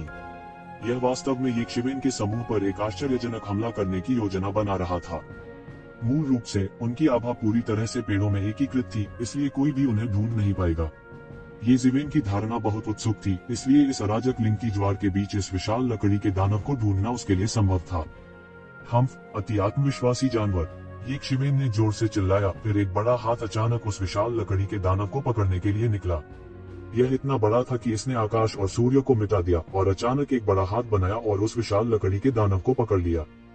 जब सभी ने येज़ेबेल को अपनी चाल चलते देखा तो उन्होंने पाया कि यह लकड़ी का दानव उन पर चुपके से हमला करने की योजना बना रहा था। वे अपने दिल में एक डर को महसूस किए बिना नहीं रह सकते थे। अगर वह सफल हो जाता तो थोड़ी परेशानी होती। यहाँ तक अगर उपस्थित सभी लोग एक शीर्ष विशेषज्ञ थे तो भी वे इस बात की गारंटी नहीं दे सकते थे कि उन्हें कुछ नहीं होगा। जब लकड़ी के दानव ने देखा कि इसके माध्यम से देखा गया है तो उसने तुरंत एक जोरदार दहाड़ निकाली। जैसे ही उन्होंने येज़ेबेल की ओर बमबारी की, लकड़ी की अनगिनत जादुई शक्तियों ने आकाश और पृथ्वी को ढक दिया।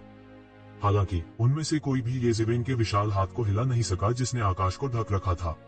अचानक येज़ेबेल द्वारा हड़प लिया गया और इससे कोई फर्क नहीं पड़ता कि उसने कितना संघर्ष किया, इसका कोई फायदा नहीं हुआ। इसे सीधे येज़ेबेल ने पकड़ लिया और मौके पर ही फट गया। यह लकड़ी की ऊर्जा में बदल गई जिसने आकाश को भर दिया और येज़ेबेल द्वारा अवशोषित कर लिया गया। 5 एलिमेंट्स का न्यूआन डायग्राम थोड़ा मजबूत हो गया था। यह अफसोस की बात है कि यह केवल गहन मृत्यु क्षेत्र में है, अन्यथा मैं और अधिक अवशोषित करने में सक्षम होता।